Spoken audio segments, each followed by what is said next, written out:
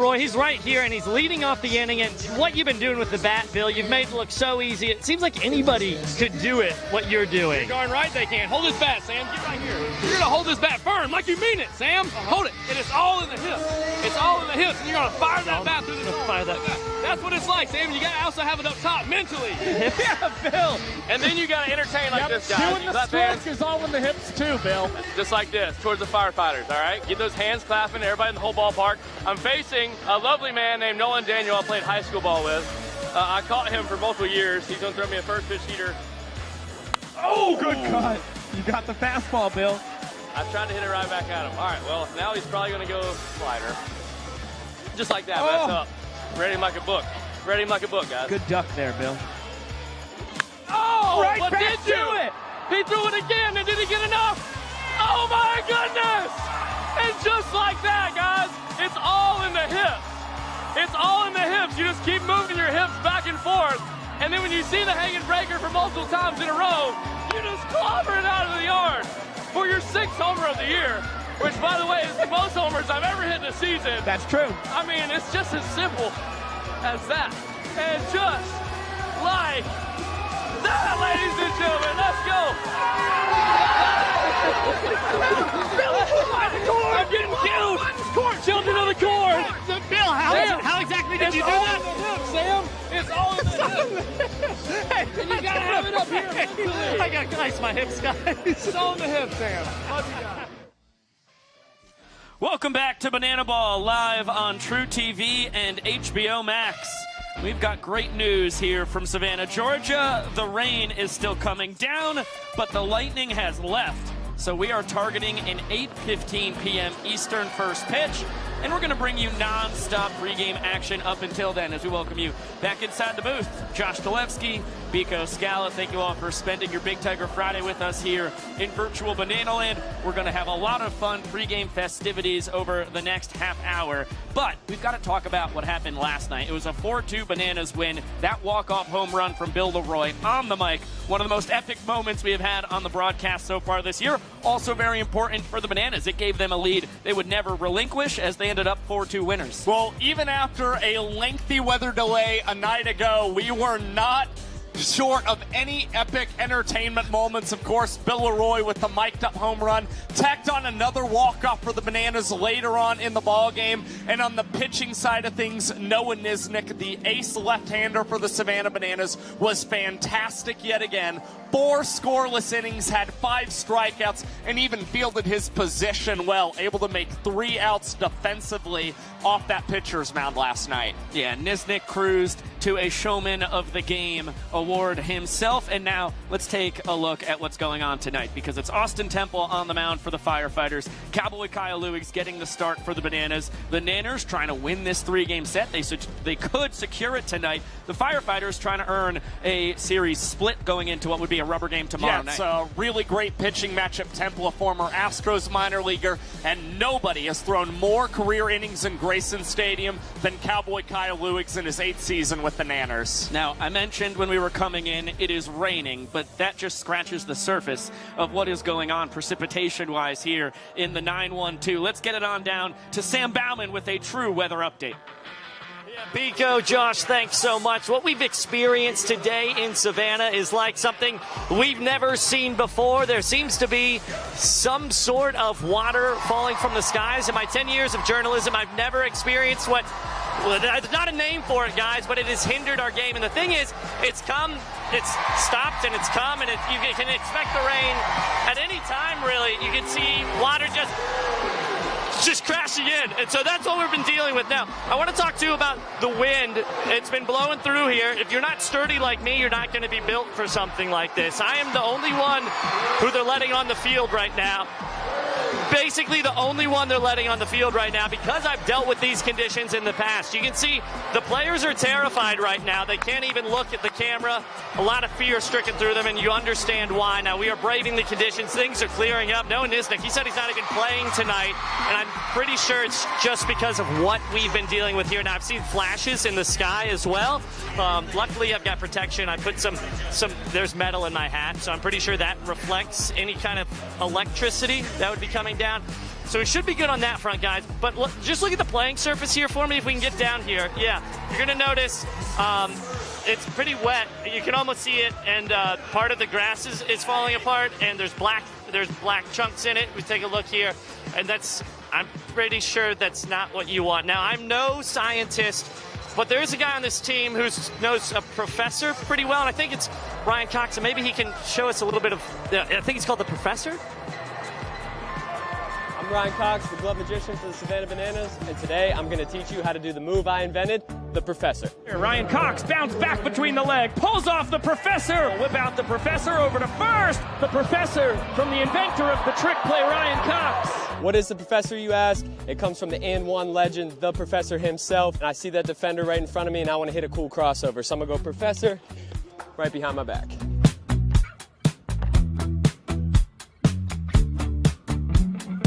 Step by step, the Professor. Number one, we got to catch the ball.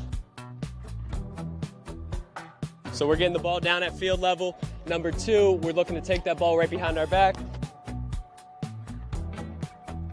And number three, we're going to get to a good, strong throwing position, make sure we follow through.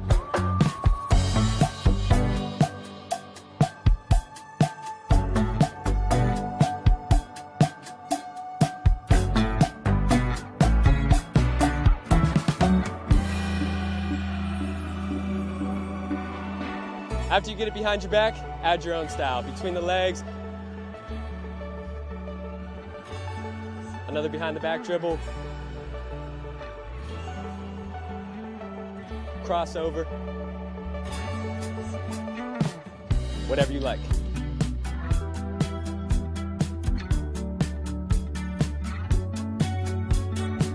And that's how you do the Professor. Excellent work, Ryan Cox. Thank you so much. One day I'll actually figure out how to pull that thing off. I have not succeeded yet.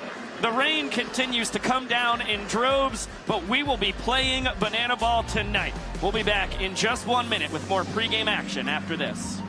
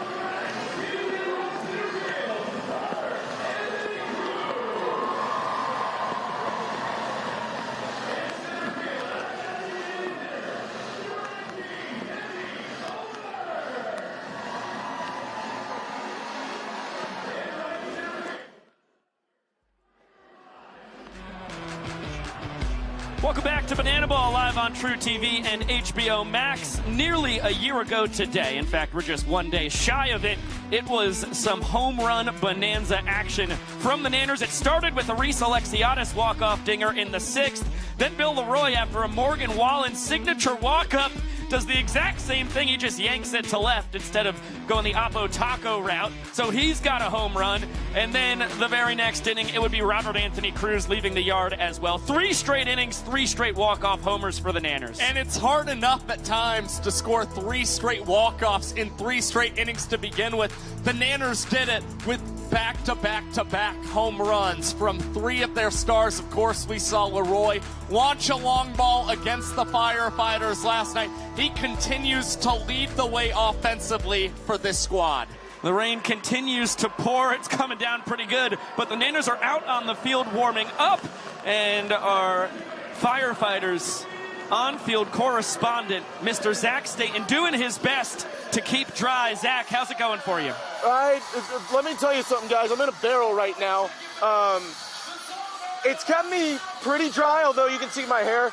This is not a barrel made for a 6'5", 204-pound man, but luckily I'm 6 foot. It's still not made for me, but I'm having fun. Look, I told you a couple weekends ago, there's a whole studio apartment in here, and let me tell y'all something. There's snacks in here. I've got popcorn. What? There's some Rice Krispie treats in here. We'll get some munch in here in a minute. But it's been a heck of a rain delay in here. I've played some PlayStation in here. The mini fridge still packed with body armor. Like, the only thing that stunk is because I fell in Chicago last week, I wanted to punish myself for such a failure. So I've been in here for a week and a half, essentially. I've just been hanging out in the barrel, learning the environment, learning how to stand up in the barrel. It's been uncomfortable. I can't feel my legs anymore. I'm not sure I have feet. I have a lot of turf in my shoes. It was awkward on the plane ride back from Chicago, but that's the way we go, right? In the meantime, I can't really see what's going on in the field. I think I see Coach Rack dancing. Which basically is every fan's dream, right? That's right. But my boys are coming out here in a minute. I don't know if y'all heard this. There was an electric performance from Javon Ray and Ron Franklin doing the banana ball stuff. Y'all want to hear that. That's why you come to these games, is to hear Javon and Ron sing to you. We're having fun. We play banana ball, and now we got to learn how to play banana ball. So here are the rules. I wonder if you can play in a barrel. I'll find out here in a minute. The name of the game is Banana Ball, and this is the fastest, most entertaining game in sports. Rule number 1, win the inning, win the point. If you score the most runs in an inning, you get a point. The most points win the game. But in the last inning of Banana Ball, every run counts as a point. Rule number 2, there is a 2-hour time limit. No new inning can start when the clock hits 0. Rule number 3, if you step out of the batter's box, it is a strike. Rule number 4, no bunting. If you bunt, you're thrown out of the game. Rule number 5, batters can steal first. Rule number 6, no walks allowed. It becomes a ball 4 sprint until every position player touches the ball. Rule number 7, no mound visits. Nope. Rule number 8, if a fan catches a foul ball, it is an out. In Banana Ball, everything's in play, so you better be ready. Rule number 9, the showdown tiebreaker. If the game is tied at the end of 9 innings or when time expires, it is pitcher versus hitter with 1 fielder, and the hitter has to score. Rule number 10, the Banana Ball challenge rule. You, the fans, have the opportunity to challenge a ruling on the field. Rule number 11, the golden batter rule. A team can send up any batter to hit in any spot in the lineup. This is guaranteeing the best possible matchup at the end of the game when it matters most. These are the official rules of Banana Ball. Thank you very much, Jesse Cole, for the 11 rules that turn baseball into Banana Ball. The rain continues to come down with some serious tempo, but we are playing Banana Ball. We'll be right back.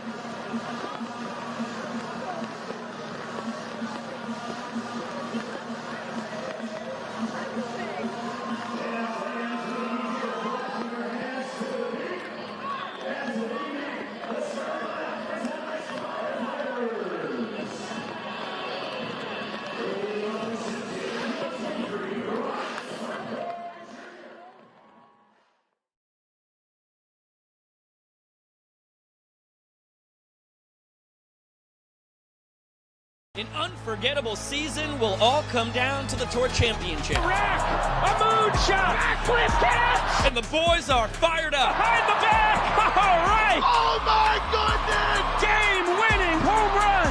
Unbelievable! Are you kidding me? Shaping up to be an amazing Tour Championship. Can't wait to see how it unfolds. It'll start October 2nd. It'll be 4 straight nights of semifinals. If those series are split after 2 games, you're going right into showdowns after those game 2s. Whoever wins that goes to the Tour Championship on October 11th. Yeah, it's going to be pretty electrifying. They will be the biggest games we have ever seen in Banana Ball's history. All 4 Banana Balls teams this season are going to be playing in the Tour Championship. And now you get a look at the standings so far this season. and it is the Party Animals who are actually the #1 seed. If the season were to end today, they would be matched up against the Firefighters, tonight's Bananas opponent. And meanwhile, that 2 versus 3 seed series would come between the Savannah Bananas and the Texas Tailgators. But there's still a bit of tour left, and the Bananas and Party Animals obviously vying to see who is 1 and who is 2. It's the same thing for the Texas Tailgators and Firefighters to determine the 3 seed versus the 4 seed in the tournament. Yeah, it will all be fascinating to see. The Tailgators and Party Animals are kicking off their battle tonight as we speak over in Starkville, Mississippi. The Party Animals only have 8 games left in this season, whereas the Nanners still have 10 to go, including tonight. So that's also something to keep an eye on. And it looks like we're about to get our home run hitter down on the field. We'll toss it over to Bill Leroy. 6 years old, and he's attempting to hit a home run against these Firefighters. So can I hear some noise for my dear friend, Luke? He's digging in the box. He's a left-handed hitter facing the trick pitcher, Matt Wolf, who's winding up. And here comes the first pitch. Oh, my goodness gracious, Matt Wolf. And we have a foul ball. The count goes to 0-1. Wow, Matt Wolf is really bringing the heat tonight. Here comes pitch number 2. Oh, my goodness, a trick pitch for strike 2. The count's 0-2. It looks like D.R. Meadows has had enough of this nonsense. He's going to bring a tee out, and he's going to steal the ball from Matt Wolf. Here we go. Thank you, DR, for making this fight more fair. Luke, smack that thing whenever you're ready, my friend. Oh, my goodness, a whopping. Luke says, Luke calls it foul. The count is still 0-2. He's going to put the ball back on the tee and swing again. Here we go, Luke. Boom! That ball's hit into. Matt Wolf throws the ball to base, but it's going wild. Luke is off to the races. He's rounding first base. He's rounding second base. Ladies and gentlemen, get on your feet and make some noise for Luke. The ball to left field. Caden Peanut Green grabs the ball. Here comes the throw home. It is not in time. He slides in safe at the plate. What about epic first ever use of the ump cam to get a great point of view on the swing from our home run hitter. Able to make it all the way around the bags in the pouring rain. We will be back in just a minute.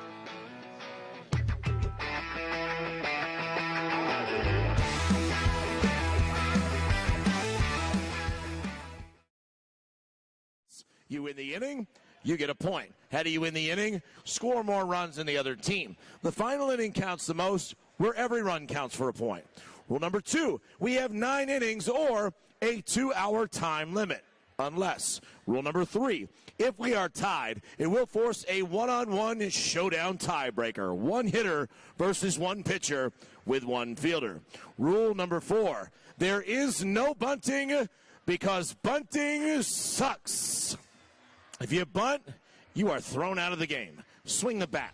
Rule number 5, batters can steal first base. Rule number 6, there are no walks in banana ball. Ball 4 is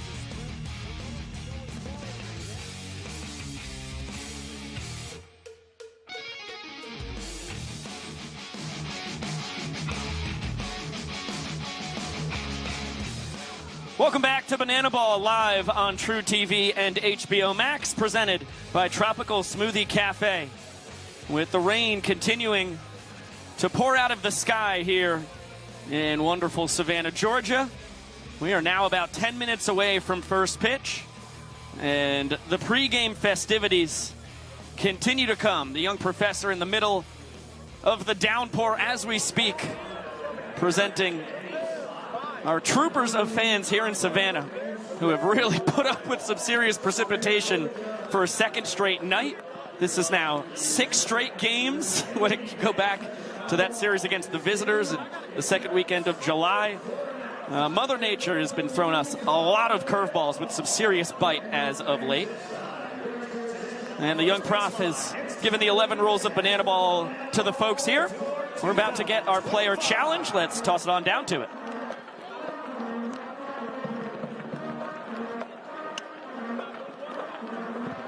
Well, those aren't players, and there's no challenge going on. That looks like the Banana Band leading the cast march. Never a bad time to look at the Banana Band, Princess Potassia, the Mananas, even the Banana Nanas. Oh, that is good stuff right there.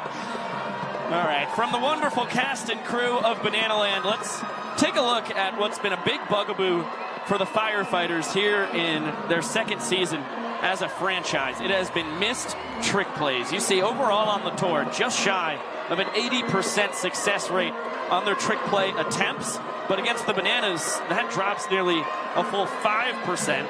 And they've had over 10 trick plays missed that have led to walk-offs for their opponents in 2025. When the margin of error is so tight in Banana Ball, every game is usually coming down to the final inning, really close, a lot of 1.2 point decisions. I mean, that's the difference in a lot of victories turning to losses for the Firefighters. Well, first of all, you got to commend the Firefighters for the number of trick playouts they've had this season. For sure. It's obviously a staple of Banana Ball. The problem is these trick plays missed are coming at the most inopportune times for the Firefighters. You're getting a look at a couple of examples. This one from Noah Bridges in particular, dropped in center field, actually led to a walk-off for the Bananas on that play. And you can see down at the bottom of your screen, the Firefighters have had over 10 trick plays missed that have led to walk-offs for their opponents. So they have put themselves behind the 8 ball double-digit times here in 2025. And when the tour average trick play success rate is 85%, that 79.5 is definitely something that needs to be improved on, and especially so when they're playing the Savannah Bananas. And a reminder for folks at home, trick plays do not currently offer a strategical advantage. It is all for the boosting of entertainment for the fans on hand, the fans watching on the broadcast. Kofi brought that up in a great detailed broadcast review he had. The cast march is starting. Let's get it on down back to the field. Famous Banana Pep Band.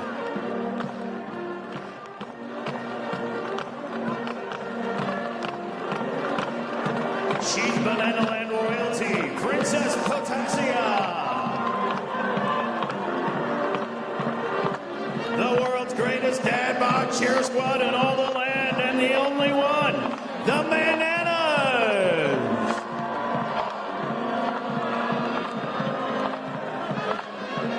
Here they come, they're the sassiest seniors on earth, the Banana Nanas.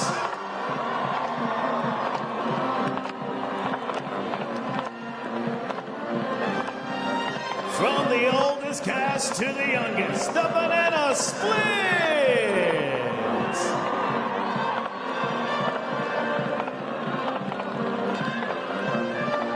And finally, the dancing first and third base coach, Maceo.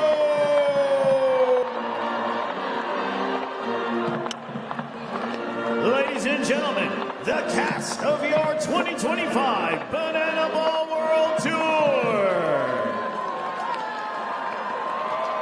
All right, y'all. It looks like the cast is ready. The players are ready. So it's now time for you, the fans, to get ready. So I need everyone here to get on your feet. I need everyone here, I don't care if it's raining, to get on your feet and help me welcome our 7-year-old Michaela.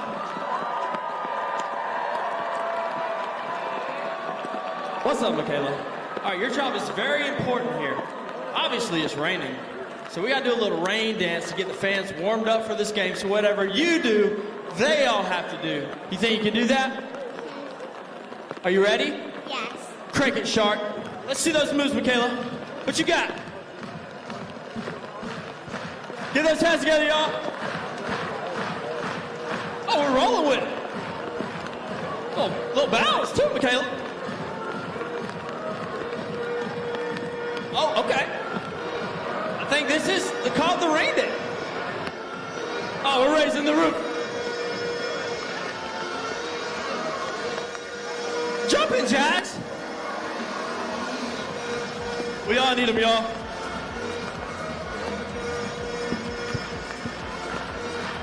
Look around, Michaela. You've got everyone here ready for this game tonight. Give it up one more time for Michaela! Oh, what a job by Michaela, getting everybody moving it and grooving it as the rain continues to tumble out of the sky. And now the slow, menacing walk of the young professor to the rubber. Prepare your voices. They're about to be requested. Here comes the infamous hype intro. Ladies, gentlemen, boys and girls, and potassium enthusiasts from around the world. Tonight, you and thousands of your friends here live and millions more watching at home have gathered here to witness something beyond your wildest imagination. From Montana to Savannah, from the Isle of Man to Tokyo, Japan, the Banana Maniacs come from across the globe to witness this. This is not baseball. This is the Crucible, where the fastest, hungriest, and most entertaining players are forged. This is a game of the fans, by the fans, and for the fans. But this is not your granddad's pastime. This is not just another night at the ballpark. This game is baseball by birth, fruit by name, and an absolute worldwide phenomenon by the grace of God. This is the time for every single fan here live in Savannah, Georgia, to get on your feet and give me your voices. Because this is the greatest show in the sports. Ladies and gentlemen, this is Banana Ball! Grayson Stadium, it's time to get loud and rowdy. It's time to meet your Savannah Bananas! Leading off at center field, number 5, DR the Doc Meadows. Your extra hitter, number 4, Kyle K.J. Jackson. Designated hitter, number 19, Dan Oberst. Right fielder, number 2, Reese Superman Alexianis. At shortstop, number 6, Ryan Cox. At first base, number 11, Kirill Prime. Left field, number 15, Robert Anthony Cruz. Behind the plate, number 3, Eric Jones. At third base, number 18, the greatest showman, Danny Hosley. And at second base, number 8, Jackson Olsen. On the mound for your Savannah Bananas, number 12, Kyle Louise. The Bananas are led by Tyler Gillum, assisted by Adam Viral Virant, Eric Fox, and Reggie Horton. Ladies and gentlemen, your Savannah Bananas!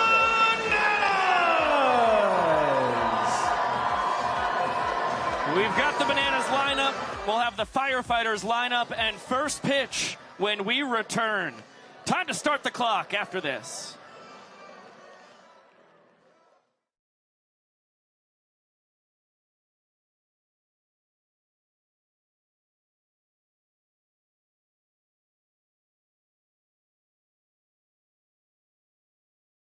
Anthem. Joining us tonight is Brittany Grant. Oh, say, can you see by the dawn's early light what so proudly we hailed at the twilight's last gleaming, whose broad stripes and bright stars through the perilous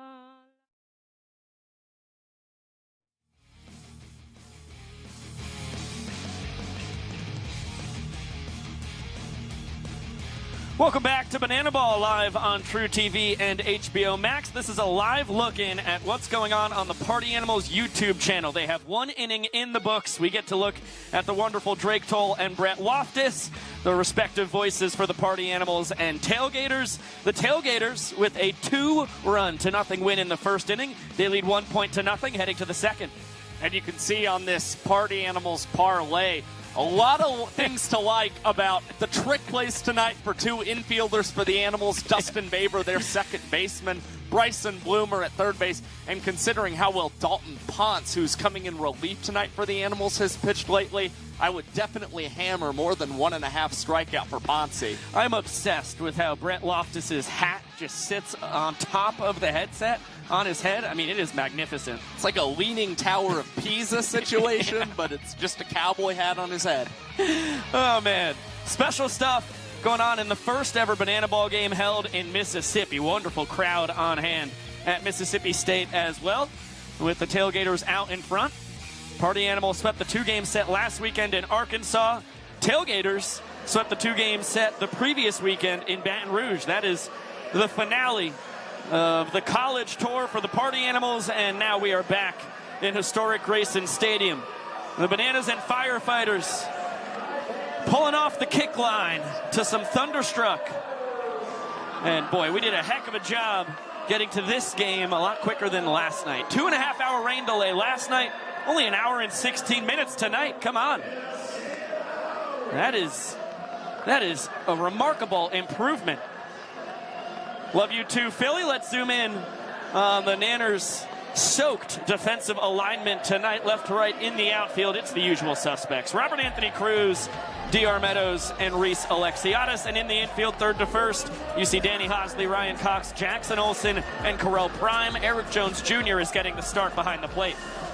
Across the last 2 games, Ryan Cox has 11 trick plays for the Savannah Bananas. Unbelievably enough, we also saw 3 trick plays from Eric Jones Jr. at first base, but he moves to catcher tonight for the Nanners, and that likely means more fastballs coming out of the hand of Cowboy Kyle Lewings.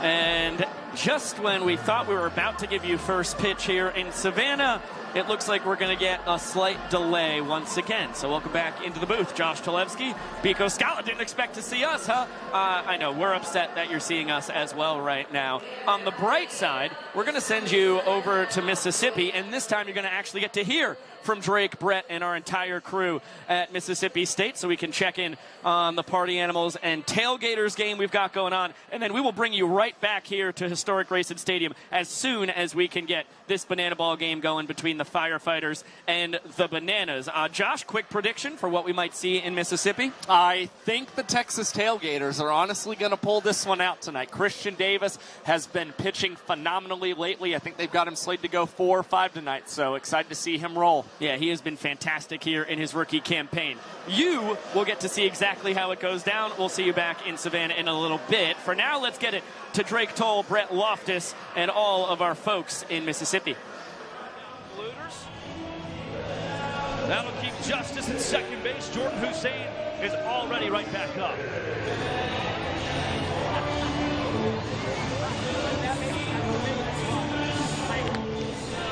Favorite trick play opportunity. He will not opt for it, but instead send us to the bottom of the second. Down on the field, I hear there is some synchronized swimming.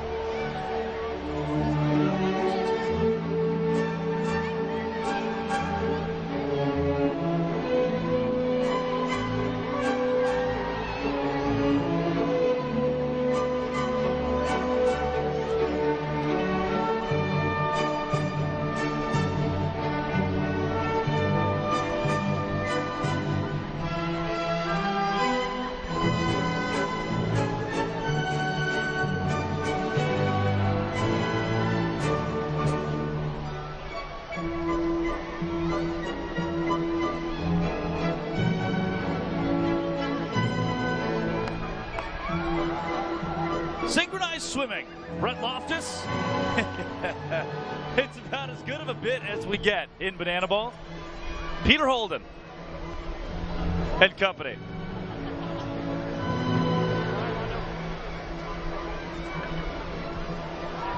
And they're shirtless.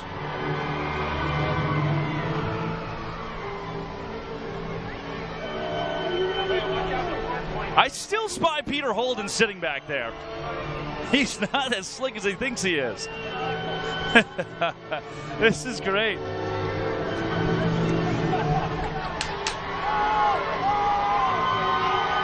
That's Jake Lealios.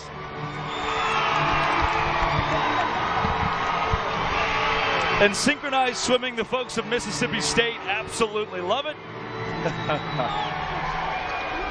Brett, the first time the Banana Ball has been played in the state of Mississippi, and due to the Savannah Bananas and the Firefighters going into a further rain delay in Savannah, and they expect to play that game from what we hear, you'll enjoy the Party Animals and the Texas Tailgators. It is it could be 2 points to 0. Tailgators up 1-0. We take you back to the field. Brett Loftus to my left, Drake Toll with you here. This is as good of a crowd as we've seen here in Mississippi already. We've already had a fan-caught foul ball, and the Tailgators have fed off of that. They're up 1 point to 0. They're ahead in this second inning, 1 run to 0. In Banana Ball, where every inning counts as a point, the boys in blue could go up 2-0. And Jordan Hussein gets you 1 out closer with a trick play against Noah Fisher. Jordan Hussein, one of the best shortstops in all of Banana Ball. It's about a sure thing every time you hit J5 when it's short. He's going to go for the trick play, a little hop step between the legs for out number 1 here in the home half of the second. Armando Becerra has moved up into the 6th hole. Becerra from Miami, Florida. Florida international kid. Same university where Ashton Lansdell, tonight's starting second baseman for the Party Animals, spent a large portion of her collegiate career. Indy Stanley converging with Zach Watson, the LSU kid, playing across the SEC here at Mississippi State and doing so with flair. Zach Waddy Watson, Indiana Stanley had the behind-the-back catch in the first inning. Waddy salutes the Dogs here at Mississippi State.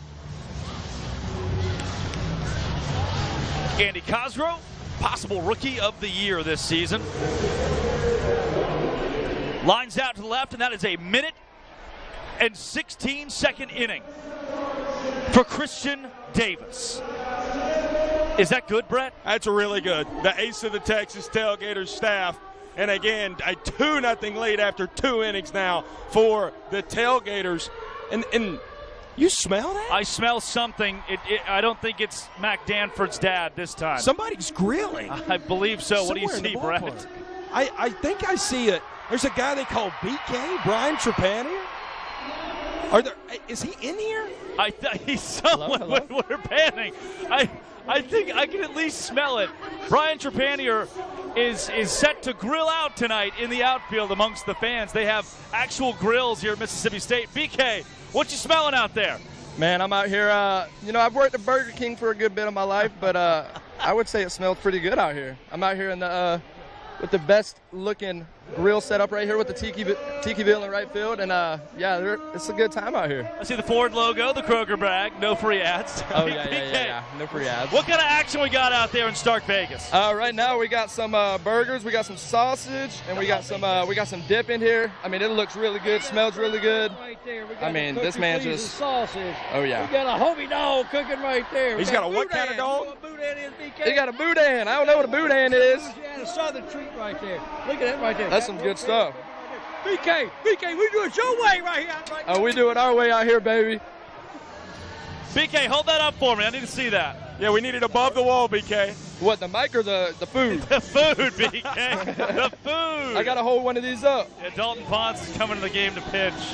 He'll face Zach Watson, who There's just some had boudin. trick play. Hard grounder to Baber. You looking Across at this? The diamond. Swan's got a tag. Now we see you, BK. This is good. It's really good. I with my own 2 eyes, I'm watching this guy just hold up meat. Hey, just for you, Drake. See a replay of Dustin Baber. Thank you, Brian Trepanier.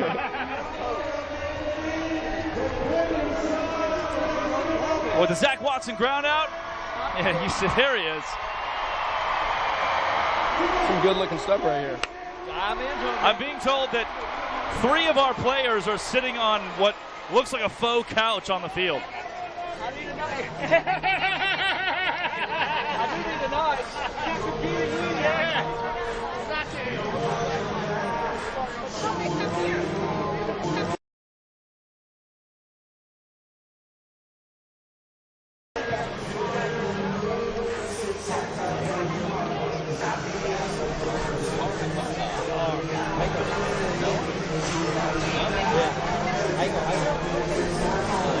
That food in right here.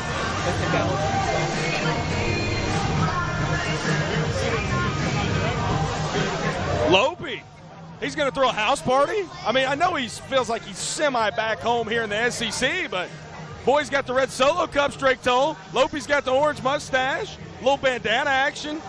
He's going to throw you a house party. He looks good doing it. The handlebar mustache, the stash on top of the helmet, too. Nick Lopez. Ball 4 sprint, his first time up. That was against Garrett Delano. He's now facing Dalton Pons. Pons, Fontana, California kid. The sophomore from Long Beach State. Ashton Lansdell, sliding stop. Da-da-da, da-da-da. The first woman to start a banana ball game with a web gem. And she takes off her Party Animals jersey at Mississippi State to reveal her alma mater, Ole Miss. Yeah, Hottie Toddy's right, Ashton. Dive and grab, gets it over the first. Oh, the boys are hype over there.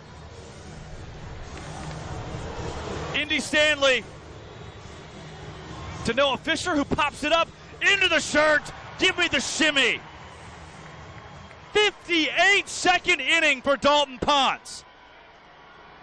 That inning was in less than a minute. A diving stop from Ashton Lansdell and a trick play from Noah Fisher and right into Bananas Foster. In the United States, there are over 400,000 children and teens in foster care without a permanent home. To raise awareness and support communities, we created Bananas Foster, the official nonprofit of Banana Ball. Our organization is dedicated to celebrating those in the foster care community while educating and inspiring others to get involved.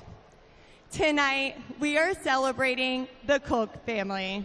Right here in Mississippi, there are over 4,000 children and teens experiencing foster care. David and Casey wanted to make a difference. So with their 3 biological kiddos, they became a licensed foster family 9 years ago. And with the additional help from their grandpa, they have welcomed 20 children and teens into their home and adopted 2 into their family. Fans, please join us in celebrating this amazing family for making a difference right here in your community.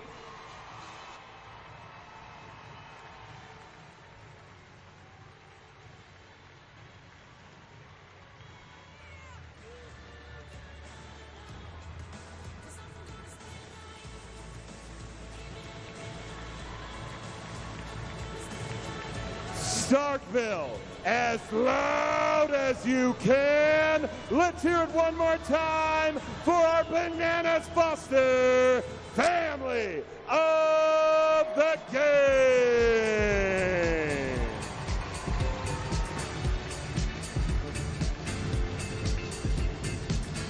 This is a spot where I want to say hello again to TruTV, the national audience, getting to see the Party Animals and the Texas Tailgators. That is one of the most special moments every night. And it's every game. There's a foster family that is honored. And it's not once been diluted. There's not a portion of it that feels dated or old or like we've seen it before, because every story is individual and every story impacts local people. Yeah, and I think that's the biggest thing you said. Every single Banana Ball game, and it's local here to the environment, always the coolest thing. Jason Swan.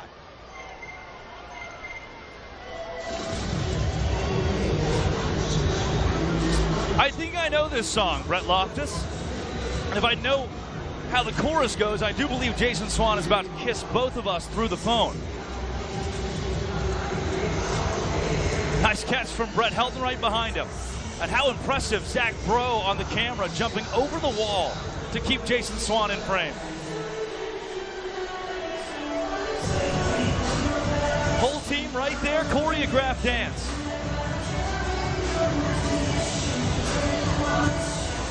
For a man who has 32 ball four sprints to his 14 strikeouts this season. One of the most elite players in banana ball and a thespian at that. You know how many times you struck out in the last month? Last 2 months, I should say? Once. I've struck out more than that. Yeah. You've struck out more than that with the ladies especially. Wow, Drake. You got to tell the people watching all over the country about the world. Correct, Brett. Wow. In case they didn't know already. Christian Davis, the lefty, will face Swan, the righty. Swan from Jacksonville. Came to us by way of Georgia Southern, not too far from Savannah, Georgia. Over in Statesboro. Helped the Eagles reach a regional in his last year at Georgia Southern in 2022. He's ahead 2-1. Ron Polk, the Mississippi State legend, got his head coaching start in college baseball with Georgia Southern. Took him to the World Series in year number 2. Swan. Tough fly ball into right. And at the wall is Marcos Castillo. Would have been a fair ball. Castillo able to track it down. Overran it by a tad. But came back to it. And nice play in foul territory there by Marcos Castillo. We bring you back to Savannah, Georgia. Josh Talevsky, Biko Scala. We are about to get you Savannah Bananas versus the Firefighters. Cowboy Kyle Lewigs is down on the field getting warmed up. And son of a gun. Hey, listen, I'm sorry. I put my cards on the table. Yes, I just said earlier that we were really doing a lot better than last night with an hour and 16-minute rain delay. Let's bump it up to an hour and 32 minutes. A reminder, last night it was 2.5 hours. So we're still doing great. And Cowboy Kyle Lewigs has been doing great as of late as well here in his 8th year as a Banana. And from Lewigs to his opponents, the Firefighters starting lineup, Ron Franklin Jr. at the top for a second straight ball game, then Dalton Cornett, Logan Lacey, and Joe Lytle. In the middle, Stephen Cullen, Dakota McFadden, Noah Bridges. In the bottom 3, Caden Green, Mason Maxwell, and Isaac Parra. And while we were saying that, the clock's been started. How about it? Hit the ground running. How we do it here in Banana Land. All right, Hot Boy Ron, Cowboy Kyle, a swing and a miss on the fastball on the outside corner. Lewigs primarily a fastball slider guy. And back-to-back heaters to jump ahead 0-2. He is working quickly, yanks that one outside. Franklin 2 for 5 last night in his first career game as a leadoff hitter in his young Banana Ball career. But he starts tonight just like he started last night, swinging through a heater. And in those 3 at-bats where Franklin was unable to get a knock last night, they were all strikeouts. Now he has 4 in this series alone, and the Bananas pitchers continue to challenge him with heaters, see if his bat can catch up, and he certainly couldn't there against Cowboy Kyle. Dalton Cornett jammed on another fastball from Lewigs, running in. Robert Anthony Cruz with the towel in one hand has out number 2 with the other. I mean, this is a deluge the guys are playing in. Got to tip your caps to the Bananas and Firefighters for putting on this show with the rain coming down at a rate like this. Tapper to the left side. Hosley in front of Cox. 360 over to first. Not in time. Logan Lacey legs it out and has himself an infield single with 2 away. Well, that's a great knock for Logan Lacey, and good hustle as well. It was Hosley cutting over in front of Cox, trying to make the play a little more quickly, but the 360 spin able to help Logan Lacey leg out the infield single and extend this inning for the Firefighters as Joe Lytle is up and has multiple hits in 5 of his last 6 contests.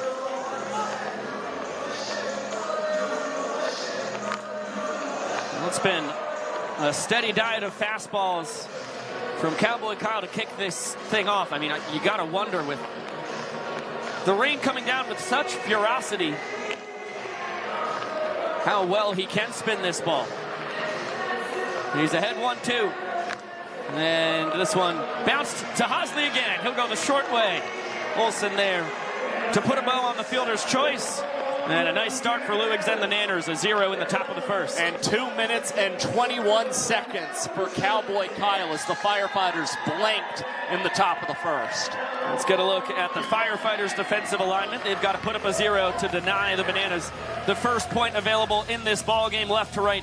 In the outfield, it is Bridges, Franklin, and Maxwell. Third to first in the infield, Lacey, Green, Para, and Cullen, with Lytle, who just grounded out to end that top of the first behind the dish. Firefighters had 4 trick plays last night. It was Stephen Cullen, the team leader in trick plays, leading the charge with a pair. And fortunately for the Firefighters, despite a lot of struggles defensively, no trick plays missed last night. No trick plays missed in his second Banana Ball World Tour for Austin Temple. Successful on his one attempt so far here in 2025 for the former Astros minor leaguer. Start number 12 for Austin Temple in 2018 and 2019. He was a Savannah Banana and across 51 career innings pitched, had a 3.71 earned run average. So he's pitched awfully well in this ballpark, albeit it was quite a while ago. Here's the Nanners starting lineup. DR at the top as per usual. Then KJ Oberst and Alexiadis in that cleanup spot. Coxey, Prime, and Cruz, followed by EJ Hosley and Olsen. And it's the man in the 5 spot for the Savannah Bananas. Ryan Cox has a .350 batting average here in Grayson Stadium. That is tops among all the players in tonight's starting lineup. So Luick puts up a goose egg. The Nanners just need 1 run to walk off the first inning. A reminder that Banana Ball is match style play. You win the inning, you get the point. That's what has the Texas Tailgators up 2-0 in Mississippi after winning the first 2 innings.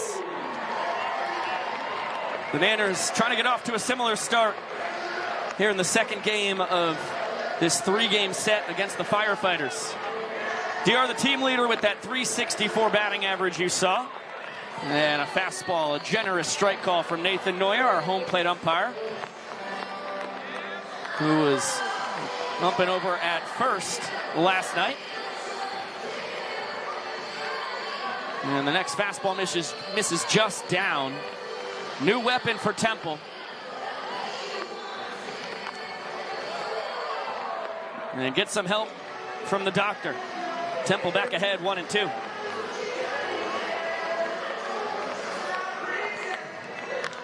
Back up the middle, DR Meadows. Lost his 10-game hitting streak last night in an 0-for-2 performance with a couple of barrels. Starts a 1-game hitting streak here tonight. He was certainly a little disappointed talking to him today, but for DR, he has continued to be a nightmare for Austin Temple. The Firefighters righty, as Meadows is now 7 for 15 against him lifetime.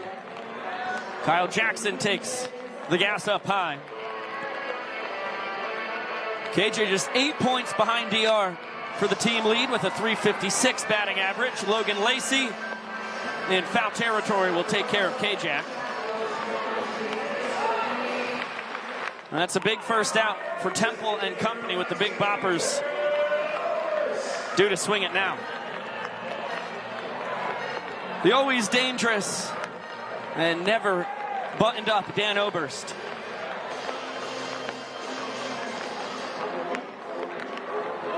Here in his 7th year as a Savannah Banana. He's finally moved to full-time designated hitter. A little check on DR over at first. A feet first slide back. And as we get to take a look at it from our brand new cable camera, sliding across the field here in Grayson, which is being affectionately known as the Bananarama camera. For the OGs here in the broadcast world, the drone used to be the Bananarama Panorama. So it's nice to have one of its cousins back in the business. And yes, folks, Biko can say that 10 times fast as ball 4 is issued and DR Meadows was already off to the races. Oberst thinking about 2 bases, and he will slide in safely as the Firefighters outfielders have a tough time transitioning the banana ball between each other. So now 2 men in scoring position and just 1 man out for the Savannah Bananas, as this has been the weakness for Austin Temple lately. Now with 9 ball 4 sprints in his last 7 1/3 innings pitched. Yeah, the pouring rain does not help him here in this situation. This is a tough spot to be thrust into. Infield in for the Firefighters. Reese Alexiadis, the tour leader with 22 walk-offs. He had an inning-winning single last night to separate himself from the on-deck man Ryan Cox, who sits at 21 inning enders. And Alexiadis not thrilled with the strike call from Nathan Neuer. 1-2 now from Temple. Heater called, strike 3. That was an inch or 2 off the plate. Looks like it's going to be a big strike zone tonight. Reese Alexiadis learns the hard way. Yeah, so the batters are certainly going to have to adjust as you get a look. Maybe the outside corner there for Alexiadis. All he can do is offer a slight grin there, a disgruntled one, I would say. But certainly letting the rest of the teammates behind him in the order know this zone for Neuer tonight. Here's the aforementioned Ryan Cox. Temple sits 90 to 92 with the fastball. So you get that an inch or 2 off the plate, and that's pretty unhittable.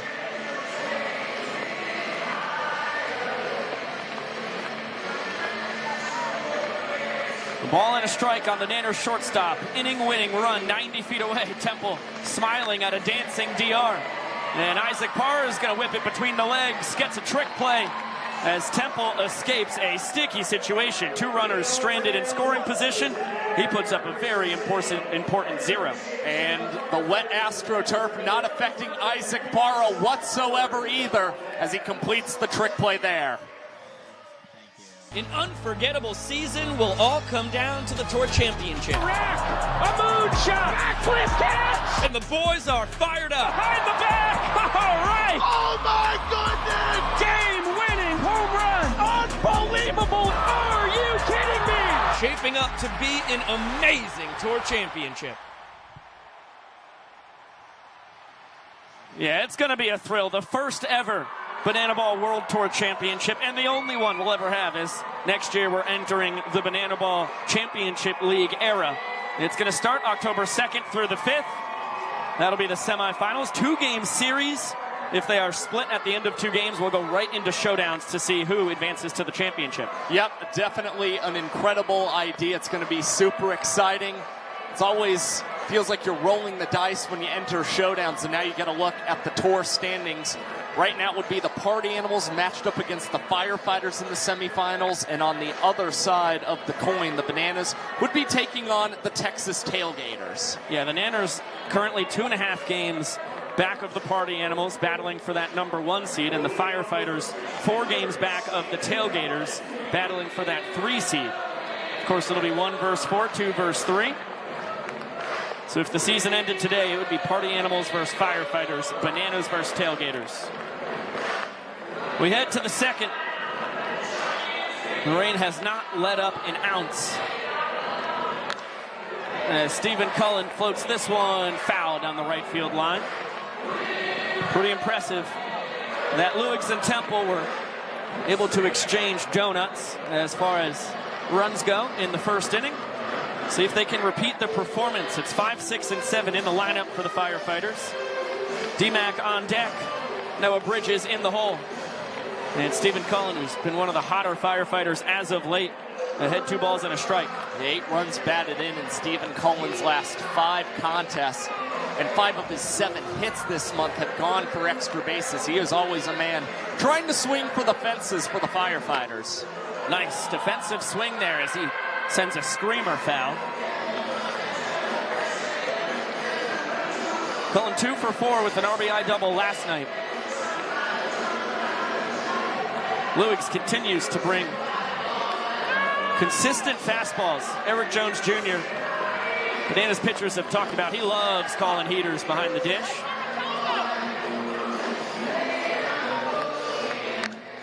And Cullen on the 3-2 with the moonshot out to right. And a tip trail trick play. Reese Alexiadis battling the raindrops. A one-piece celebration after the trick play. And he's introduced that hat as well as an homage to One Piece. Probably helped Reese with the rain in his face come away with the first trick play from an outfielder in this series.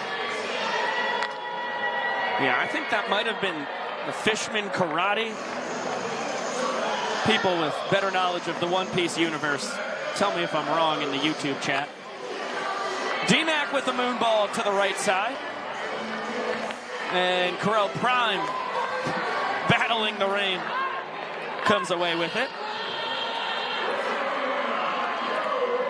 Well, you see Prime, no trick play there, as not only is he battling rain, but the lights here in Grayson Stadium in his face. Again, the AstroTurf, very slick, and for the outfielders and infielders alike, I think they're going to be a little more conservative when it comes to the trick plays in tonight's contest, but that might mean a faster game time. As we saw last night, 11 trick plays in a game that wrapped up in 1 hour and 33 minutes. 2 balls and no strikes on Noah Bridges, who had a pair of knocks last night, as well as a pair of strikeouts, which it's been a while since Noah Bridges had gone down on strikes. Talked to him after the game. He wasn't thrilled about it, but I said, 2 for 4. Take that every night. He said, yeah. I'll take 2 strikeouts for 2 hits any night. So Noah's bat's starting to heat up as well. And a healthy hack on a chest-high fastball. Got word from our one-piece expert in the control room. That was a Monkey DeLuffy celebration. And a called strike 3. Cowboy Kyle Lewicks paints the inside corner with a fastball. And Bridges down looking. Another 0 put up by Cowboy Kyle. Another look at the K. No score. Bottom of the second next.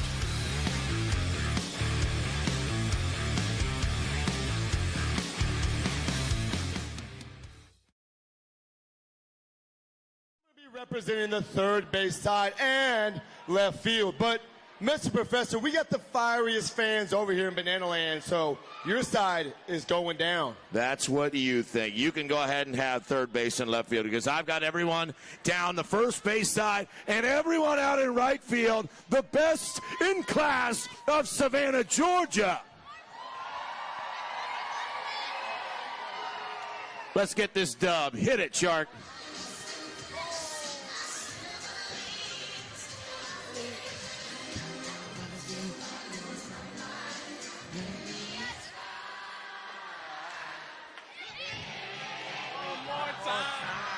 First point goes to the third base side. What?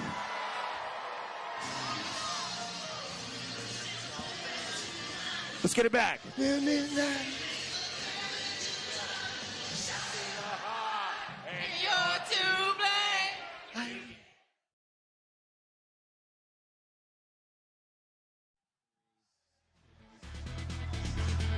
You are watching Banana Ball live on TruTV and HBO Max, presented by Tropical Smoothie Cafe. No score through an inning and a half of rain-soaked action. Austin Temple back out on the bump. Trying to hold serve once again. He stranded Meadows on third, Oberst on second. Had them both there with 1 out in the bottom of the first. A really impressive escape act. And now he's going to have 6, 7, and 8 in the Nanners lineup. Corell Prime, Robert Anthony Cruz, and Eric Jones Jr. 3 straight former minor leaguers for the former minor leaguer himself on the bump to deal with. Primetime threw 3 innings in relief last night. Gets the start at first base here in the second game of this 3-game series. He's got a ball and a strike on him. And he's obviously been pitching super well recently for the Bananas, but tonight he sports a 5-game on-base streak for this team.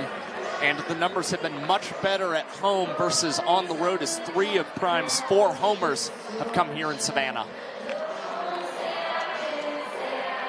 Well-placed fastball is fouled away. 2 balls and 2 strikes. A couple Florida boys dueling it out here in Savannah, Georgia. Temple out of Palm City.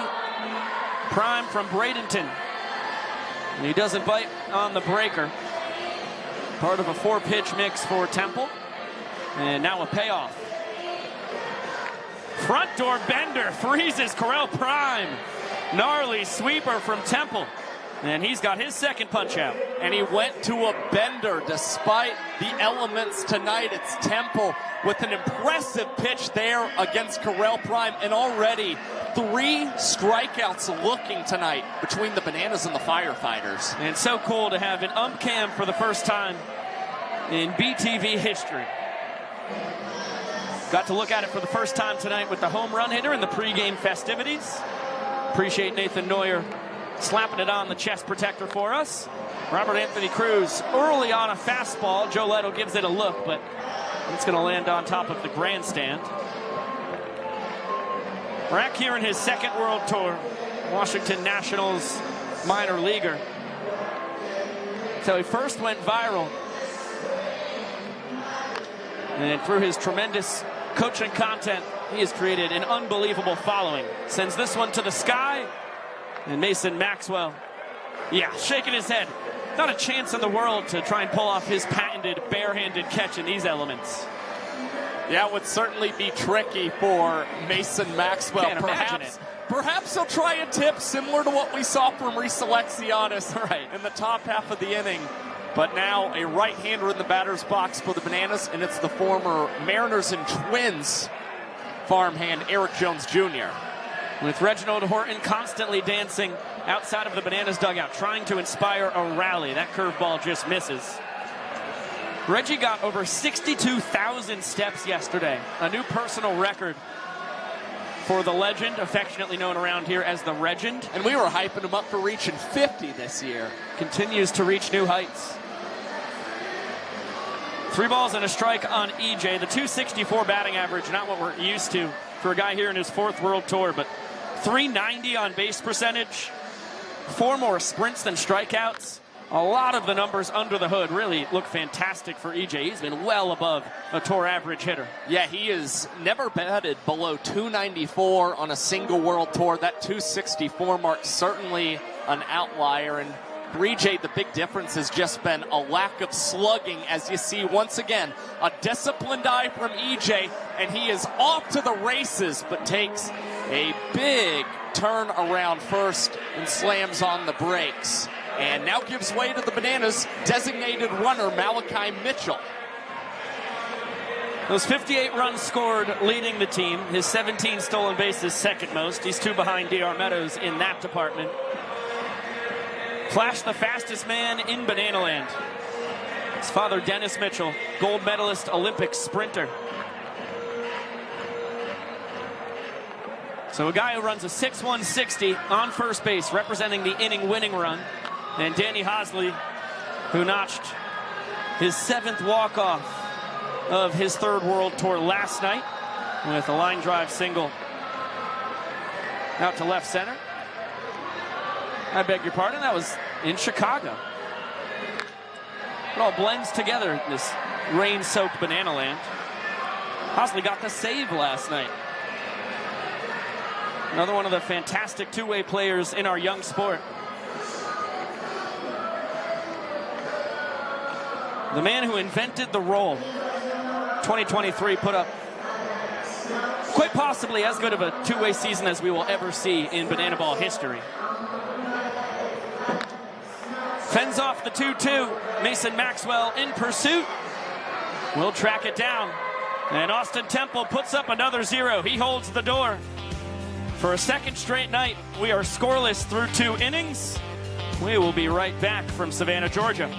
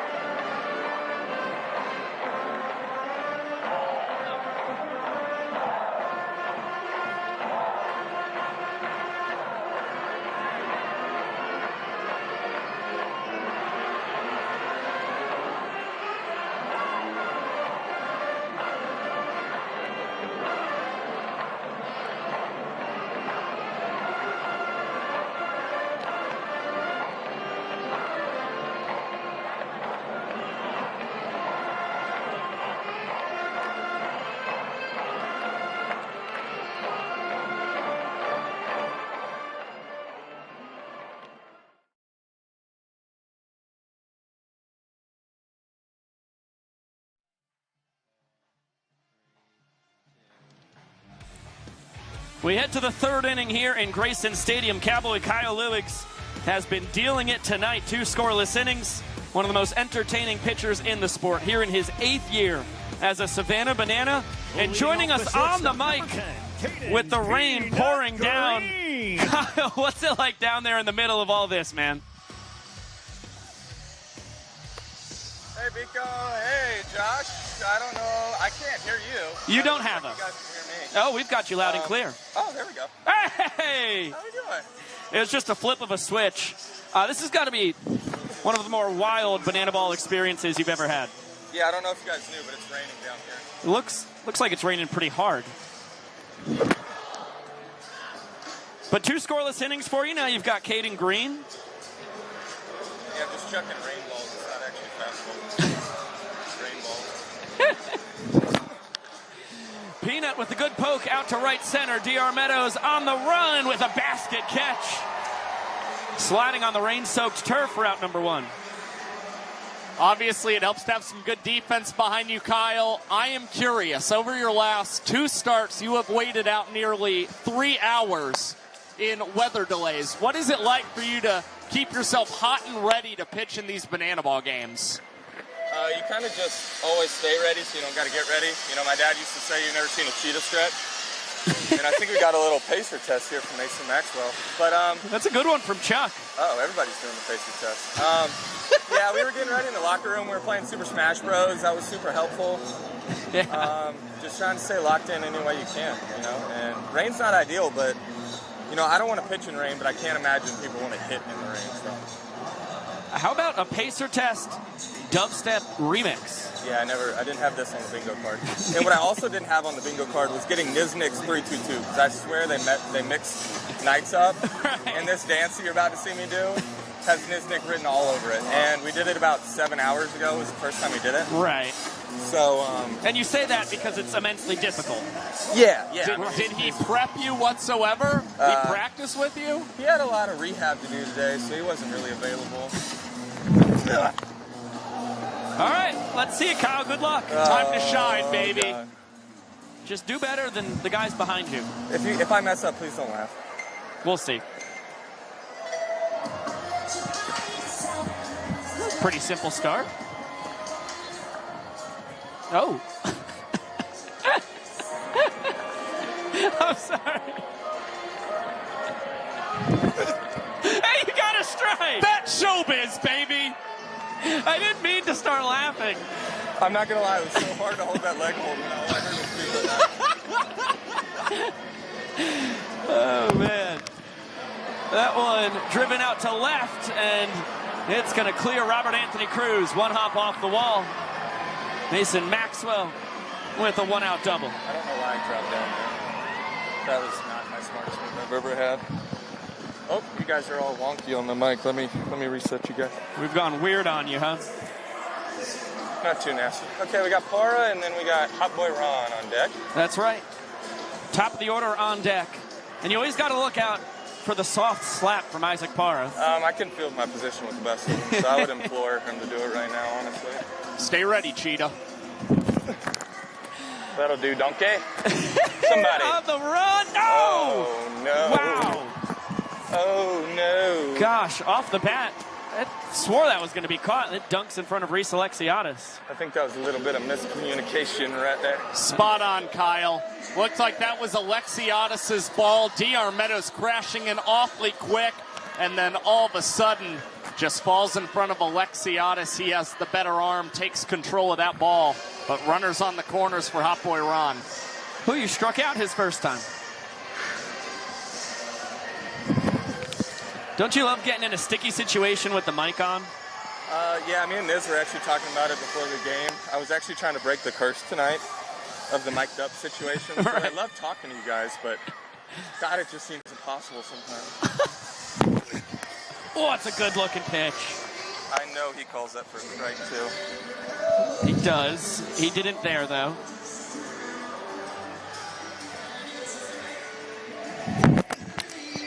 Oh, man, more soft contact. That one is going to dunk in for an RBI single for Ron Franklin Jr. I shattered his bat into 17 pieces. Bat died a hero.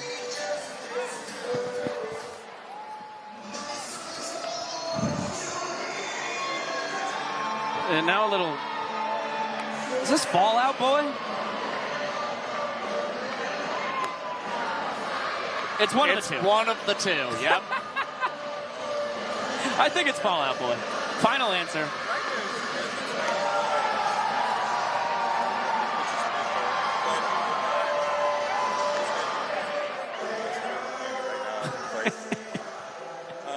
Probably faced like 600 times. But I will say he is a pretty good double play candidate. So. He is. For being the best hitter on the Firefighters, he will roll into a double play if you can convince him to do it. You didn't convince him there. That was a very nice piece of hitting. Yeah, I threw it right where I wanted. Great pitch, better swing. So a couple bloops and then a liner. And I mean, now you've got to force out at every base. So that was a pretty good strategic move by you, Kyle. Yeah, how about the, my mic keeps coming off. How about the double play back to me, and then EJ throws him out first. Ooh. That was that cutter. You guys want that again? I would love another cutter. Oh, same spot, same result. You got to take a deep breath here. Soft contact. Olsen only has one play. He'll grab a trick play on it. And another run comes across. 2 in now for the Firefighters. Jackie almost gets supposed to be a little bit higher in the zone. He almost gets a piece of that.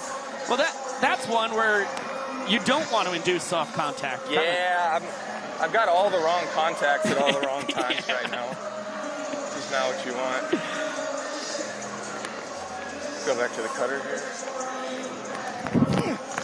Wow, that was right in my belly. Wow. I'm sorry, I don't think you're catching one here, man. Get in my belly. You had your one chance this season, and you guys both boofed it. You did not have to bring that up. It was out of our reach. That was filthy. Rare slider from you tonight. No, that was a cutter. I haven't thrown a slider yet. That was a disgusting cutter, man. What is he doing hitting that? All right, what do you boys want? I haven't thrown a curveball all day. You can throw a changeup. I mean, back foot bender could be the move. You could try and backdoor it as well, or a high fastball. Okay, we finally got to the curveball. How do you hit that? Foul ball. And you're executing. Joe Lytle's a tough cookie right now. Yeah, I don't know. What's going to get him out, boys? High heat. Kind of feel like a high fastball. You want it up top? I like it. Yeah, just above the letters. Top Chad? Yeah. Where Mama hides the cookies. All right, let's see what we got. Yeah, EJ loves it. That's right down the middle. That'll do the job, though. Ryan Cox, trick play. You bet. Just barely grabs Joe Lytle. Cowboy Kyle Lewis, heck of a job straightening 2 guys and running in scoring position. Thank you, guys. Those runs are yeah, no doubt. We'll take it. Another look. Trick play, 172 on the tour for Coxey. Let's get it on down to the field. 400,000 children and teens in foster care without a permanent home. To raise awareness and support this community, we created Bananas Foster, the official nonprofit of Banana Ball. Our organization is dedicated to celebrating those in the foster care community, while educating and inspiring others to get involved. Tonight, we are celebrating the Holland family. Chris, Mary, and their 3 biological daughters felt called to enter the foster care community and opened their home over 9 years ago to children and teens in need. The family adopted 2 twin 15-year-old boys and has since welcomed over 100 children into their home. Fans, please join us in celebrating the Holland family.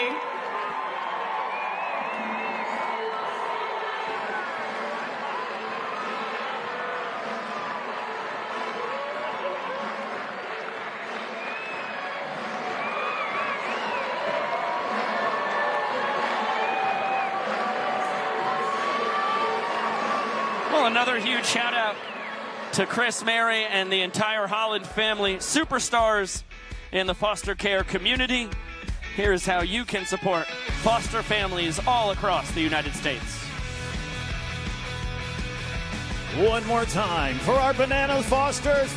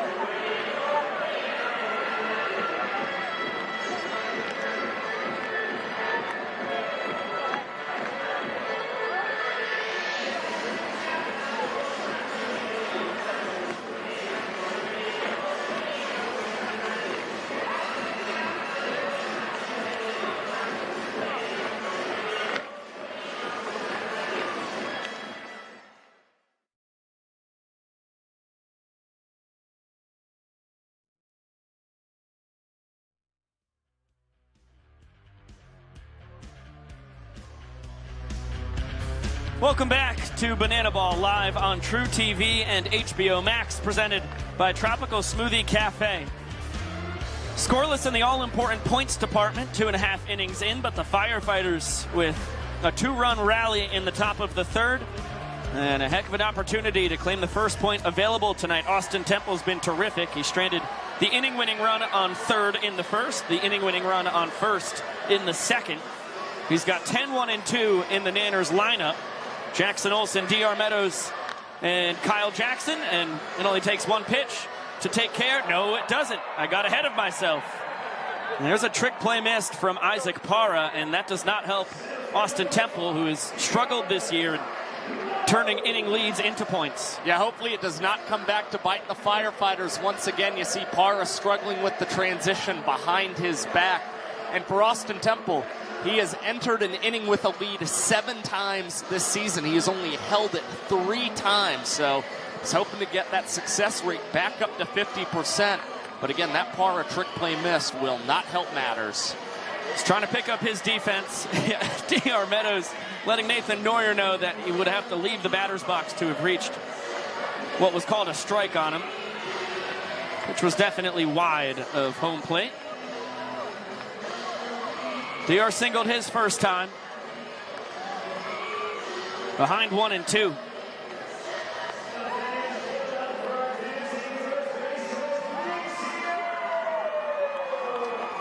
And fouls the fastball straight back. Another great shot from our umpire cam.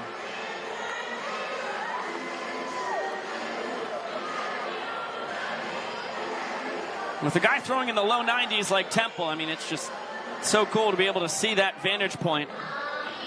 As Olsen up to second on a wild pitch or pass ball, the official scoring ruling. I'm going to go pass ball for now. Okay. And DR pokes this one foul. Banging it off the concession stand in the right field deck. Maceo Harrison doing everything he can to inspire a Bananas rally. Inning tying run at the dish. Another 2-2 and another foul ball. DR, one of the toughest guys to strike out in the sport. He's got 14 ball four sprints compared to only 8 Ks on the year. And obviously making Temple work here. 7 pitches into the plate appearance. And another heater spoiled by Meadows, who's batting .457 with runners in scoring position this season. Has also added on 5 ball four sprints with guys on second or third. Heater just misses up and out. The count is full. 10th pitch coming from Temple to Meadows. Goes to the bender, gets a ground ball to third. Lacey will take care of the doctor as Olsen grabs an extra 90 feet. But he's not the guy who matters. Everybody who comes to the plate will be representing the inning tying run. Firefighters could care less if Jackie comes around to score this inning, as long as nobody behind him scores as well. It winds up a very productive out for DR Meadows thanks to some intelligent base running from Jackson Olsen. Lacey moving over to his left to make that play, and nobody covering the third base bag. So Olsen moves up 90 feet, and Kyle Jackson ahead 1-0. Make it 2-0, and this is a guy leading the world tour with over a 19% ball four sprint percentage coming up to the dish. 19.1% of his plate appearances. He ends up with a sprint.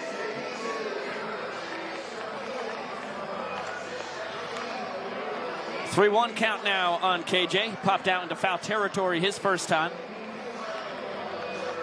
And he will take his team-leading 30th ball four sprint of the year.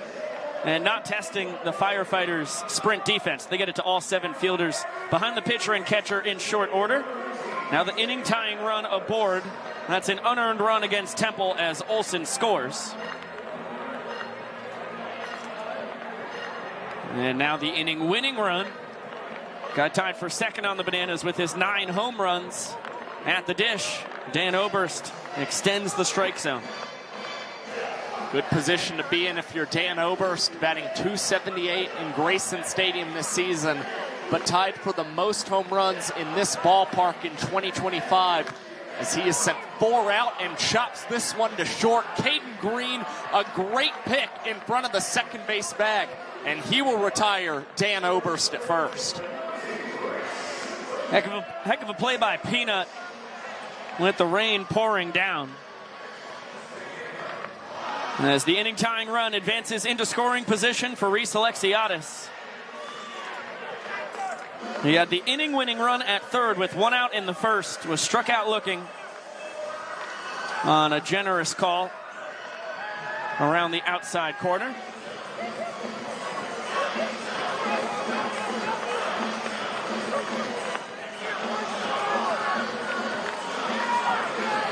Front door bender just a bit high. 2-1 on the dangerous Super Reese. Heck of a job by Temple. Boy, he has been spinning the ball a lot for a slippery night. Uses another bender to get back in a count.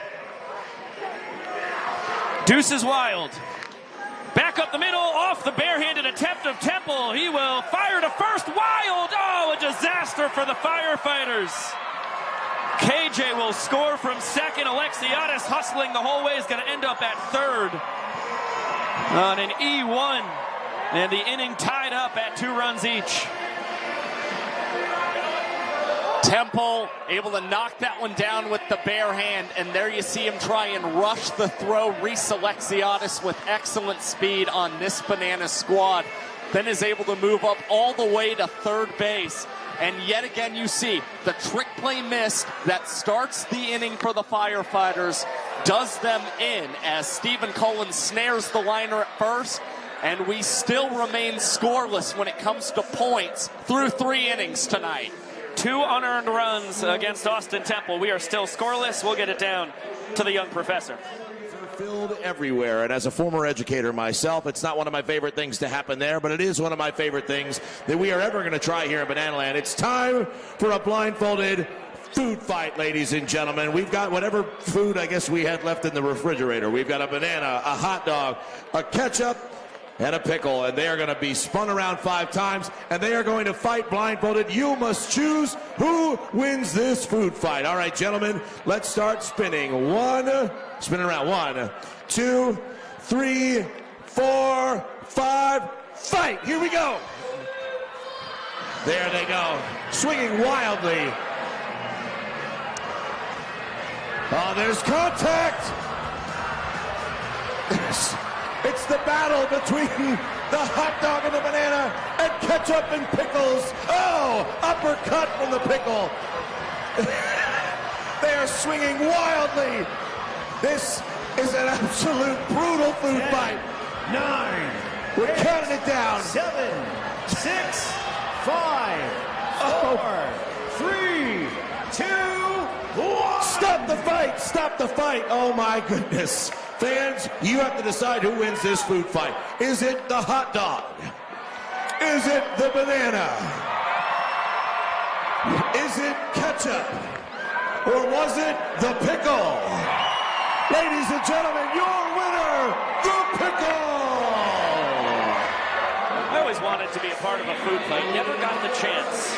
New man on the mound for the Nanners, Ryan Kellogg, the 6'6" southpaw out of Canada. The first man out of the Nanners pen. As Cowboy Kyle Lewig's night is done, he goes 3 innings, allowing 2 runs, striking out a pair.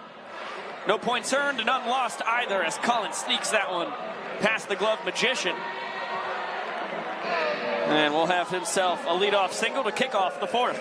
Kellogg twirling the ball for the 10th time this season, was a 5th-round draft pick by the Chicago Cubs in 2015. Made it up to AAA with Iowa in 2021.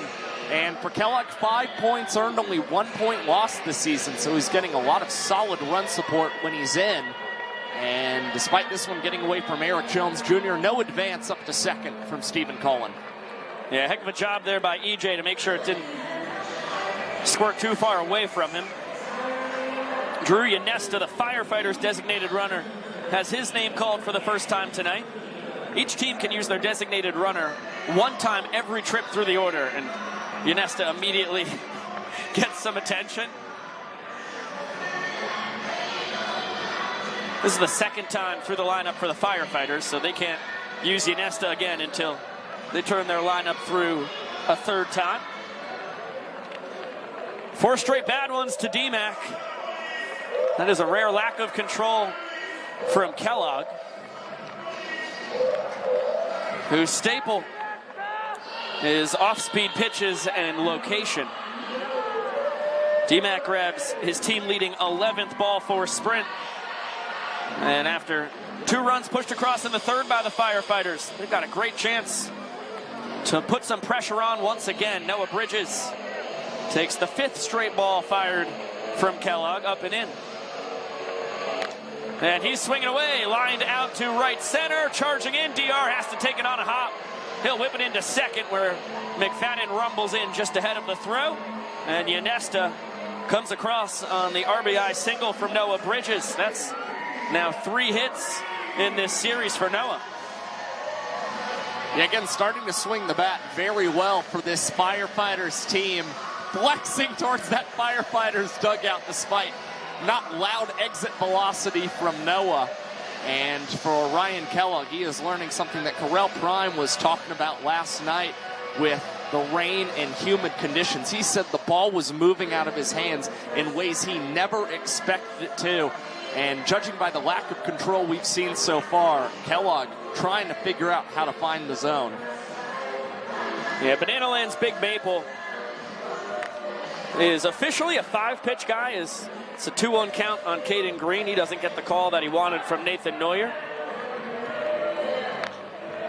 And this one softly out to right. Reese Alexiadis fakes the tip drill. That's a savvy move by a Banana Ball vet, and then shows off the chooch. Fires a frozen rope to Danny Hosley at 3rd, and Ryan Kellogg admiring the arm from his right fielder. Hoping to deke out Dakota McFadden at 2nd base, who did have his toe just on the edge of that 2nd base bag, ready to tag. Now Maxwell hits one out to the opposite field. Robert Anthony Cruz, towel in hand, will make the snag and throw this one in. No advance from either Firefighter. Yeah, nice bounce back from Kellogg. Induces the fly out to his fellow former minor leaguer out and left. And from 2 on with nobody out to 2 on with 2 down. Strike 1 on Isaac Parra. Floated a single out to right center his first time. Came around to score in that 2-run 3rd inning. 0-2 now from Kellogg. Chance for the fans. No catch in the bleachers. That's one of the worst spots to be in Grayson Stadium on a night like tonight. One of the few areas without cover. Those are super troopers over on that first base bleacher section. Para trying to pull off the soft slap, and Hosley is going to take it away from him. Cutting across the diamond. And Kellogg will soft slap his way off the mound. One run, though, for the Firefighters. Another chance for them to strike first in the all-important points department.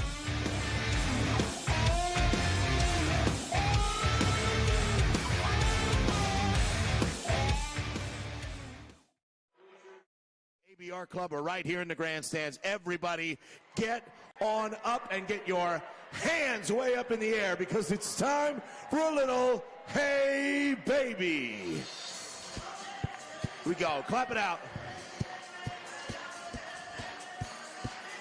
And I want you to sing as loud as you can. Come on, Savannah.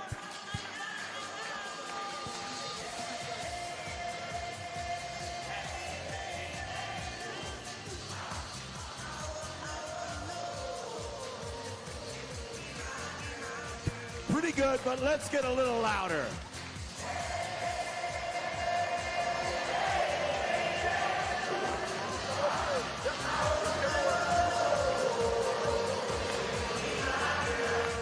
That's it. Keep clapping out. We're going to step.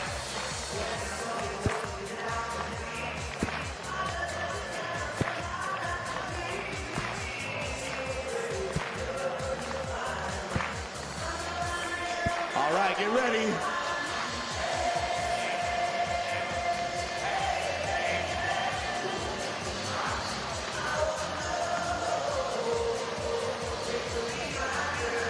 Oh, come on, one more time.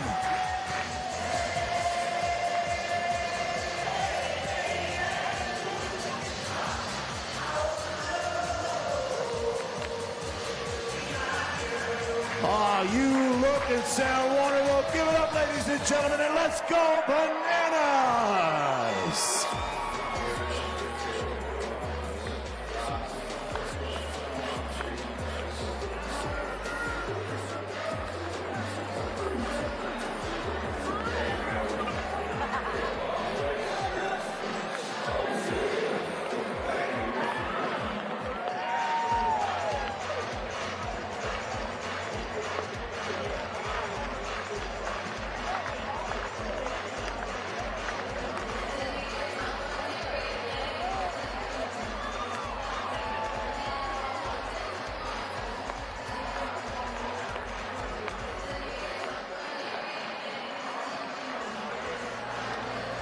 Welcome back to Banana Ball live on TruTV and HBO Max. During the break, a little Hey Baby. Maxwell and Meadows getting into it. The Banana Nanas with their matching umbrellas. Everybody in historic Grayson Stadium moving it and grooving it. As we head to the bottom of the fourth. One run on the board for the Firefighters. The first man out of their pen, Tyler Riggett, is trying to turn that into a point. Rookie southpaw pitching for the 10th time this season. Most recently pitched at the University of Richmond. And Riggett was handed the loss in Chicago on night one as the Bananas scored the go-ahead point thanks to two trick plays missed from Firefighters defenders. But Riggett still wasn't particularly sharp as he surrendered a career-high 3 ball-4 sprints without recording a K. Correll Prime cues this the opposite way. Sliding stop Isaac Parra from the seat of his pants in time. Hang a store on that one. What a job by Parra for out number one. Last season, Isaac Parra served as the primary shortstop for the Firefighters. He has moved over to second base in his sophomore campaign, but you still see the excellent range from Parra sliding over to make the grab and gun down Corell Prime at first. Robert Anthony Cruz had a towering fly out to right his first time. Now he's going to launch a ball to center. Ron Franklin thinking about a trick play, decides against it with the rain. It is a tough night to pull off trick plays on balls in the air. So 2 quick outs for Riggett. And you can tell he wants a quick MPI here. He's back on the rubber and ready to deal to Eric Jones Jr. It's a cool moment for Tyler Riggett. He was on the Macon Bacon the summer of 2022. He played the following summer as well, but the Bananas were no longer in the Coastal Plain League at that point, but Big Rig, the first time he ever pitched in Grayson Stadium was against the Bananas, and he dazzled. He threw 3 1/3 scoreless innings against the Bananas, and then the next time he pitched, threw a quality start, 6 innings of 2-run ball. It was his last outing in Grayson that really did him in, as he allowed 8 earned runs across 2 innings pitched. So lifetime, a 7.94 earned run average for Riggett here in Savannah. 3-1 coming here to EJ. Yanked foul. And the count is full. Big Rig trying to channel those first 2 starts against the collegiate Savannah Bananas energy. And get his boys a point. The payoff does not come out of the hand quite right. Tried to backdoor the bender. And EJ is going to test the Firefighter sprint defense. Bang, bang at second. And now we hope that Noah Bridges is okay. I think he got a pretty sturdy helmet to the gut. And a look from our brand new, oh my gosh, head to head. EJ with the helmet to Noah Bridges' sans helmet. He's A-okay, right back out to left. And Malachi Mitchell pinch running, representing the inning tying run. With 2 outs, EJ really had nothing to lose. He wasn't afraid of possibly running into the final out. Instead wanted to set up Danny Hosley with a man in scoring position.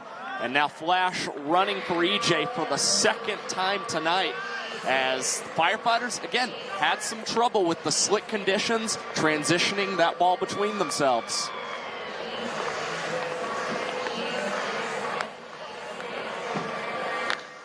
Hosley launches this one deep out to left center, and he plays Pepper with the wall. Mitchell will score easily. Danny Do-It-All takes his spot at second. Tighter play than it looked like it was going to be. Heck of a throw from Ron Franklin Jr. But for a second straight inning, the Firefighters offense gives their pitching staff a chance to take the first point in this ball game, and then the Nanners offense responds accordingly. Gets a pitch up in the zone. Hosley able to hammer that one out to left center field. And now he has a hit in each of his last 6 starts for the Bananas, and has 2 doubles and 4 runs batted in that span. And Flash scores his team-leading 59th run of the year. And it looks like Dalton Malden is going to pinch hit for Jackson Olsen. How about this walk-up?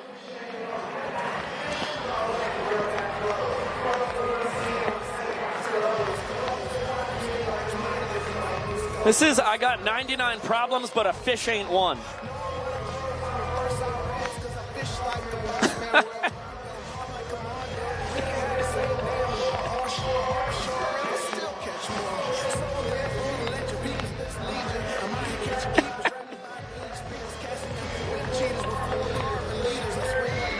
I'm out here catching keepers.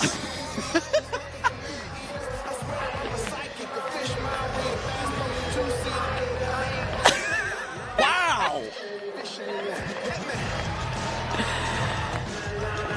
Dalton Malden, the pride of Lake City, Florida, one of the most avid fishermen in Banana Land. And, I mean, come on. How apropos was that walk-up? And the man driving the gator, Bill Leroy, another fishing buddy of his. Inning-winning run in scoring position. 1-0 count on the songbird of our generation, yeah. We should do that sometime. Yeah. You think we should go fishing? Yeah. Is that what you're saying? We've never done that together. I would love to go fishing. I haven't gone fishing in like 15 years. I'll show you the world, buddy. Big Rig drying off his hand, trying to find some control. The 2-0. And now he is one bad one away from walking in the inning-winning run from second. Interesting 3-0 sign language there from Nathan Neuer. I've never seen that before. Fastball right down the chute. Still Malden's count. The 3-1. Fouled away. Good job by Tyler Riggett. From 3-0 to 3-2. And now we've got an action pitch with the inning-winning run in scoring position.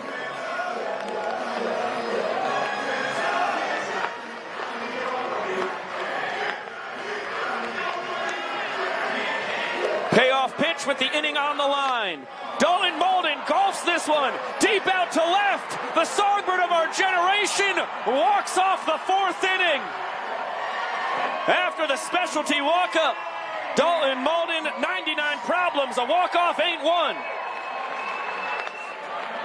And the Bananas claim point number 1 in tonight's contest as Malden continues to swing a hot stick against the Firefighters.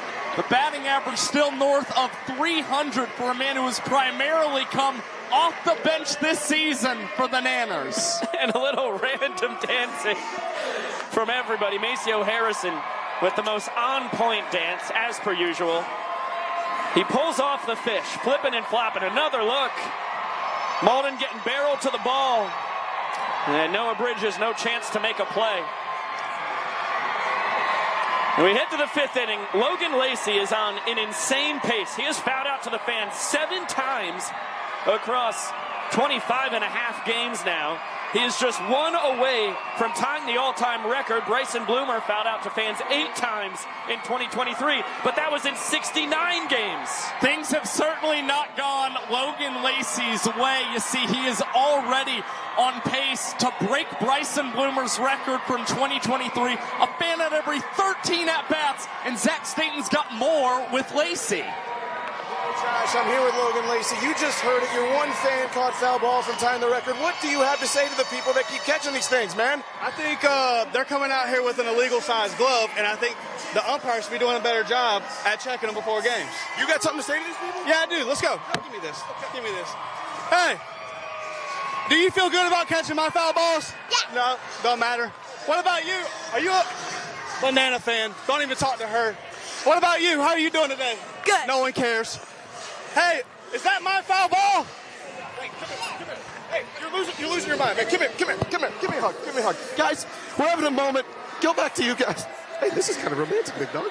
Thank you, Zach Staten, for consoling a rightfully upset Logan Lacey. And now you look at the pretty unbelievable resume for Kelsey Whitmore, whose first pitch here in the 5th inning is a ball to Ron Franklin Jr., and he loses his bat on a foul ball sent out towards the kid zone. Bat nearly made it to third base.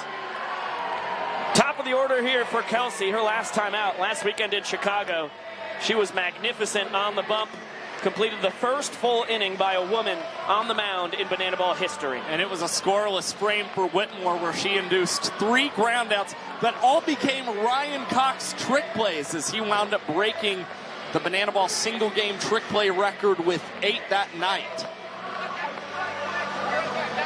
We're waiting for Ron Franklin Jr. to get some pine tar on his bat. Good collaboration from Tyler Gillum, Adam Byron, and Val Perez. Coaches from both squads making sure Hot Boy Ron gets some sticky stuff on his lumber. And Kelsey, with the hesitation, floats the bender down and out. She hails from Temecula, California. Playing baseball since she was 5 years old. For as long as she can remember, baseball has been her favorite thing in life. And never even played softball until her college days at Cal State Fullerton. And even before she committed to Cal State, she was already on the United States women's national baseball team. That was back in 2014, so over a decade of experience on our country's best women's baseball team. Now a full count on Franklin, who is 1 for 2 on the night, and will earn himself a ball 4 sprint. He's going to test the Nanners sprint defense to the outfielders. Excellent wheels from Hot Boy Ron. Gets to second before the Nanners can get it to all 7 fielders behind Whitmore and EJ.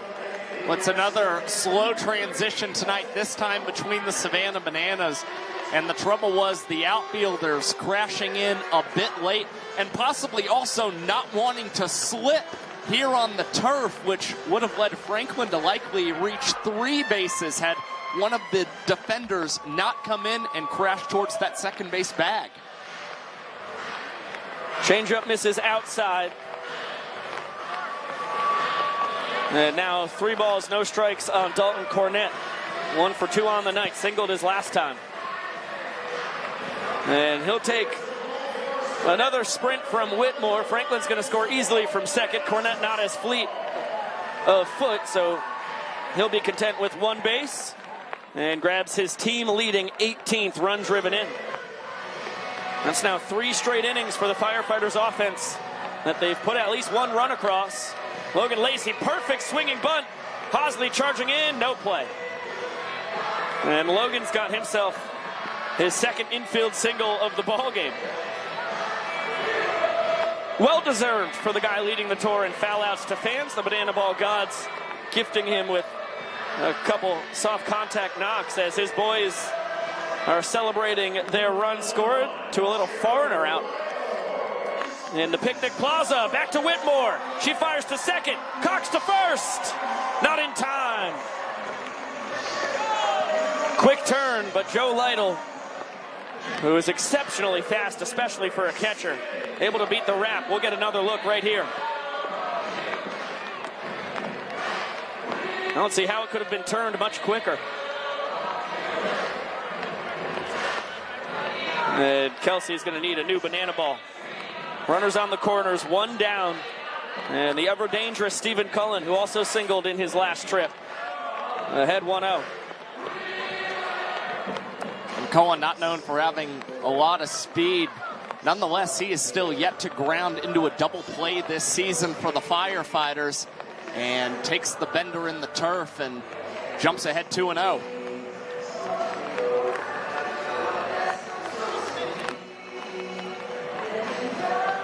Three balls and no strikes. This is as tough a night as it has ever been to pitch in banana ball history. This is our 295th ever game. And Kelsey Whitmore feeling the effects of it. The rain not helping one bit. She gives up her third sprint of the inning. Cornett scores easily from third. Lytle will take his spot. And Cullen has his 14th stake on the year. Same situation. Runner still on the corners, and that is a nice breaking ball to jump ahead of Dakota McFadden. High fly ball deep to right. This will score Lytle easily as Alexiadis with his back against the wall there for the second out. And now a 3-run inning for the Firefighters.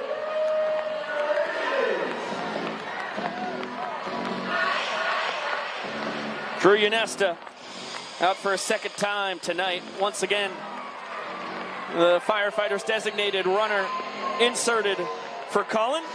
And once again, right after Drew takes over first base, Noah Bridges singles to right. He's now 2 for 3 on the night. And 4 for 7 on the weekend.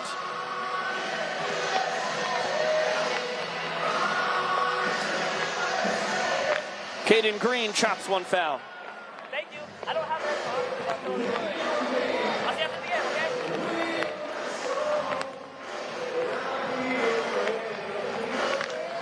And a roller to Cox, fielded between the legs, behind the back transfer over to first in plenty of time.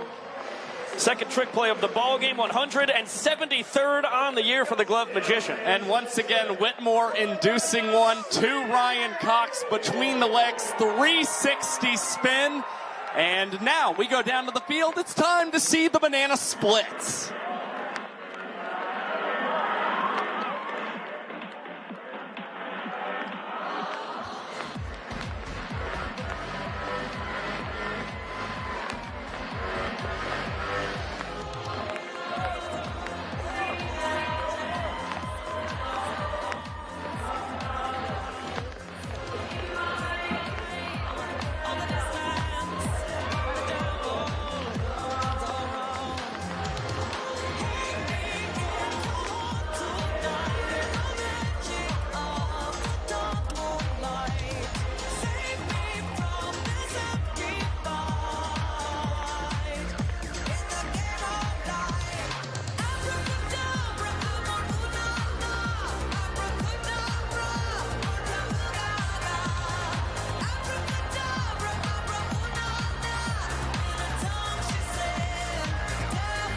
Let's hear it one more time for the banana split. Well, the split stupendous as per usual. Always great to see what dance they break out here in historic Grayson Stadium. Local dance troupe, stars of these Savannah games. And now Tyler Riggett. Great chance to try and knock this game up at 1 point each. He has 3 runs of support. He will be facing the top of the order here for the Nanners. He had 1 run to work with in the 4th, got 2 quick outs.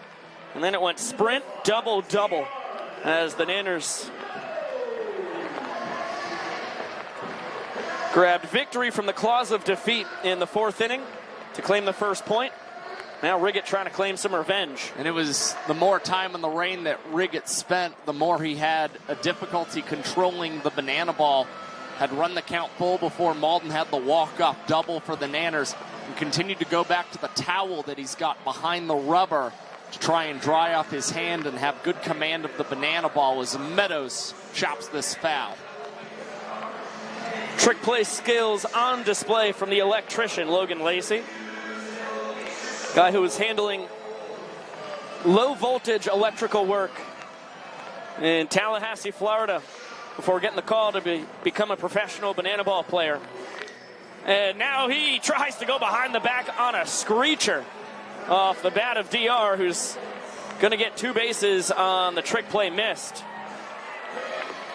It capitalizes on the defensive miscue from the former Florida State Seminole. It's now a 2nd inning tonight that has started for the Firefighters defensively with the trick play missed, and that one hit hard enough off the bat of DR Meadows. I'm awfully surprised Lacey tried for the trick play out.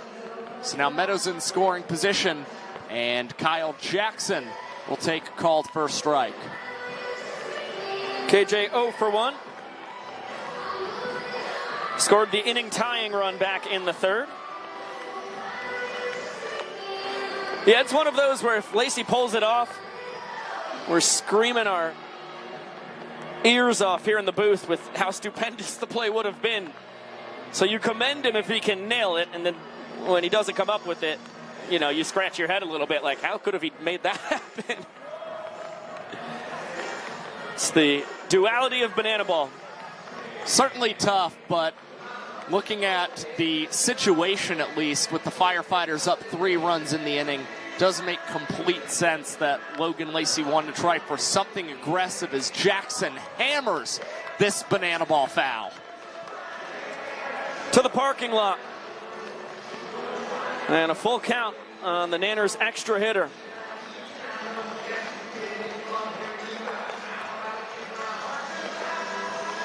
And there's ball 4. So KJ with his 2nd sprint of the ball game, he'll pick up a stake, and that is smart. Banana ball IQ from Kyle Jackson. Only grabs 1 base on the sprint. He's not the man who matters. The guy strutting up to home plate is Dan Oberst. The Bananas DH now represents the innings tying run. And 11 of Kyle Jackson's 31 ball 4 sprints this season have come against the Firefighters. He has taken an incredibly disciplined approach against Banana Ball's 3rd team, and it's definitely paid off as Oberst laces this one past the glove of Caden Green. Jackson trying to stay on his feet, does, and miraculously is in standing up at 3rd base. KJ as surprised as anybody. I mean, what a stupendous play by Tyler Riggett just to get this throw from Logan Lacey. The deflection off of Peanut. Looks like he's okay, which you love to see. And then Riggett showing off the athleticism. KJ showing off the evasive maneuvers. The innings tying run is on 2nd. Credit Oberst with a single. He's now 1 for 2 on the night. Has reached for a 2nd time. And Reese Alexiadis once again with the fate of an inning in his hands. 2 balls, no strikes. Riggett really struggling in the rain.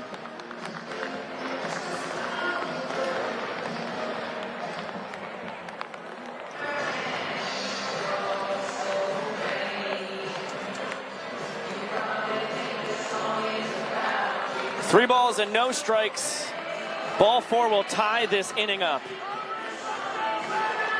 What a tough spot to be in. Riggett going back to the towel. trying to find some grip on the banana ball. And he can't find the zone. So a trick play miss that starts the inning as Alexiadis is going to be gunned down at second. Dynamite. Ball four sprint defense by the Firefighters. Mason Maxwell, the 7th and final man behind the pitcher and catcher who had to touch the ball before it was live. We'll get another look. Able to get the speedy Super Reese and keep the inning winning run out of scoring position. As Alexiadis grabs a couple ribeyes. Our inning is tied at 3, so once again, the trick play miss to start the inning leads to an unearned run and a rally from the Bananas that ties the inning. And now Ryan Cox trying to kickstart a one-out rally as this thing's got some English on it. It's grabbed foul. Heads-up play by Lacey. Cox would have had an infield single. If Logan didn't grab that, I think that was coming back into fair territory. It was a check swing from Ryan Cox, and all of a sudden he was studying the English on that banana ball and hustling it down to first base. Logan Lacey saw that out of Ryan Cox, instantly tried to come over, and fortunately grabbed it in foul territory to keep Coxie in the batter's boxes. He takes outside, and it's a 2-1 count. A ground out and a line out on the night for the Glove Magician, and now a bounding ball to Isaac Parra. Wow! Oh no, Stephen Cullen. Everything but the bucket. Tried for the behind-the-back scoop. It'll be another trick play miss for the Firefighters. They just cannot get out of their own way defensively tonight, and Parra does not get a trick play out because no out was achieved on the play. Well, you also see Parra skipping that one in on a hop to Stephen Cohen, making it a lot tougher, especially feeling it on turf where you have a little extra bounce of the banana ball. So now Flash the Kid in to run for a 3rd time tonight. This time it is in the stead of Ryan Cox as Prime lines one foul. Strikeout and a ground out. Prime was robbed of a knock his last time by a stupendous sliding play by Isaac Parra.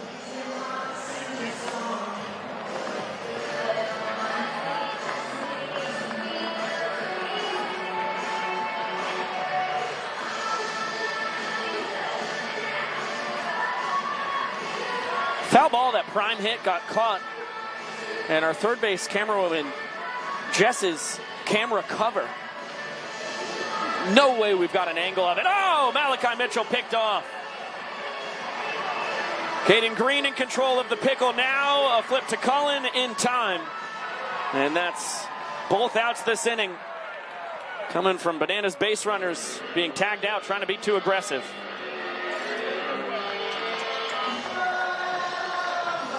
We'll get another look at the pickoff, and Peanut well executed. Just takes one good pump fake and then gets it to Cullen in plenty of time for the tag. It's pickoff that possibly costs the Bananas the point here in the 5th inning, and nonetheless, they already got the hard part out of the way, negating the point for the Firefighters here in the bottom of the 5th as Correll Prime fouls this one over to the right side and out of play.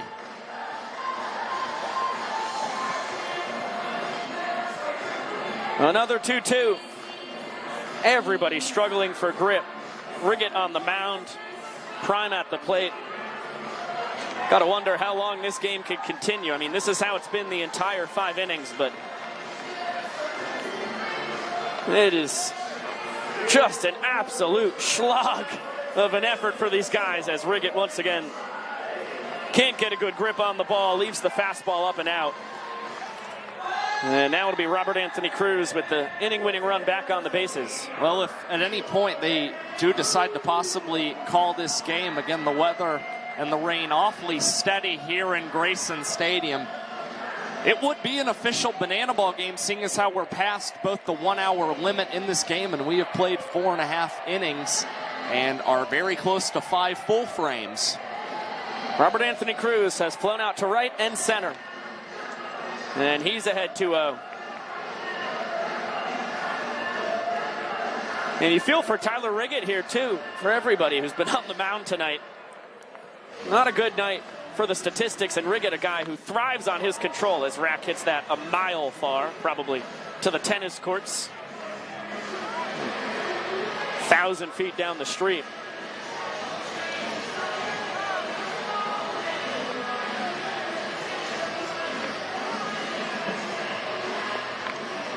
And a squibber foul. Deuce is wild. Prime will have to head back to first. Robert Anthony Cruz came into Grayson Stadium wearing a Joey Gallo jersey this morning. He's talking about how Gallo got to 100 home runs before he reached 100 career singles. Said, I'd like to model my banana ball career after that a little bit. So I assume he's trying to swing for the fences here against Big Rig, as this one is lined past the glove of Stephen Cullen, and getting to it is Mason Maxwell. Prime getting the wave home, and the play at the plate is going to be a throw in time to Guntown Corral Prime, who was really nowhere close to home plate there for the Savannah Bananas. You want to see a 6'5" guy who spent 7 years in the minor leagues try and pull off a belly flop, head first slide? Here you go. And I'll tell you what, for Mason Maxwell and the Firefighters, if he does not put his body on the line in right field, the layup for that one, and possibly plays it off the wall, Prime is likely going to score for the Nanners and get them a second point. So huge shout out to Maxwell for putting all of it on the line there to save the fifth inning. Everybody all smiles over on the Bananas side, and well, no sooner after we talked about, we don't know how long this game could continue, the umpires are counseling, see if they think they should call this thing. The Firefighters are not thrilled at all. They're going to put up a protest. They're down 1-0 in the game, and here's the young professor. Conditions, our umpires have ruled that this being a complete game will be the end of tonight's banana ball contest. The score is 1 point for the Savannah Bananas. They are going to be declared the winners of this game. Now, ladies and gentlemen, we want to make sure that we do this right and that we send you home on a good note. And so this is something we would have done a little bit later in the game, but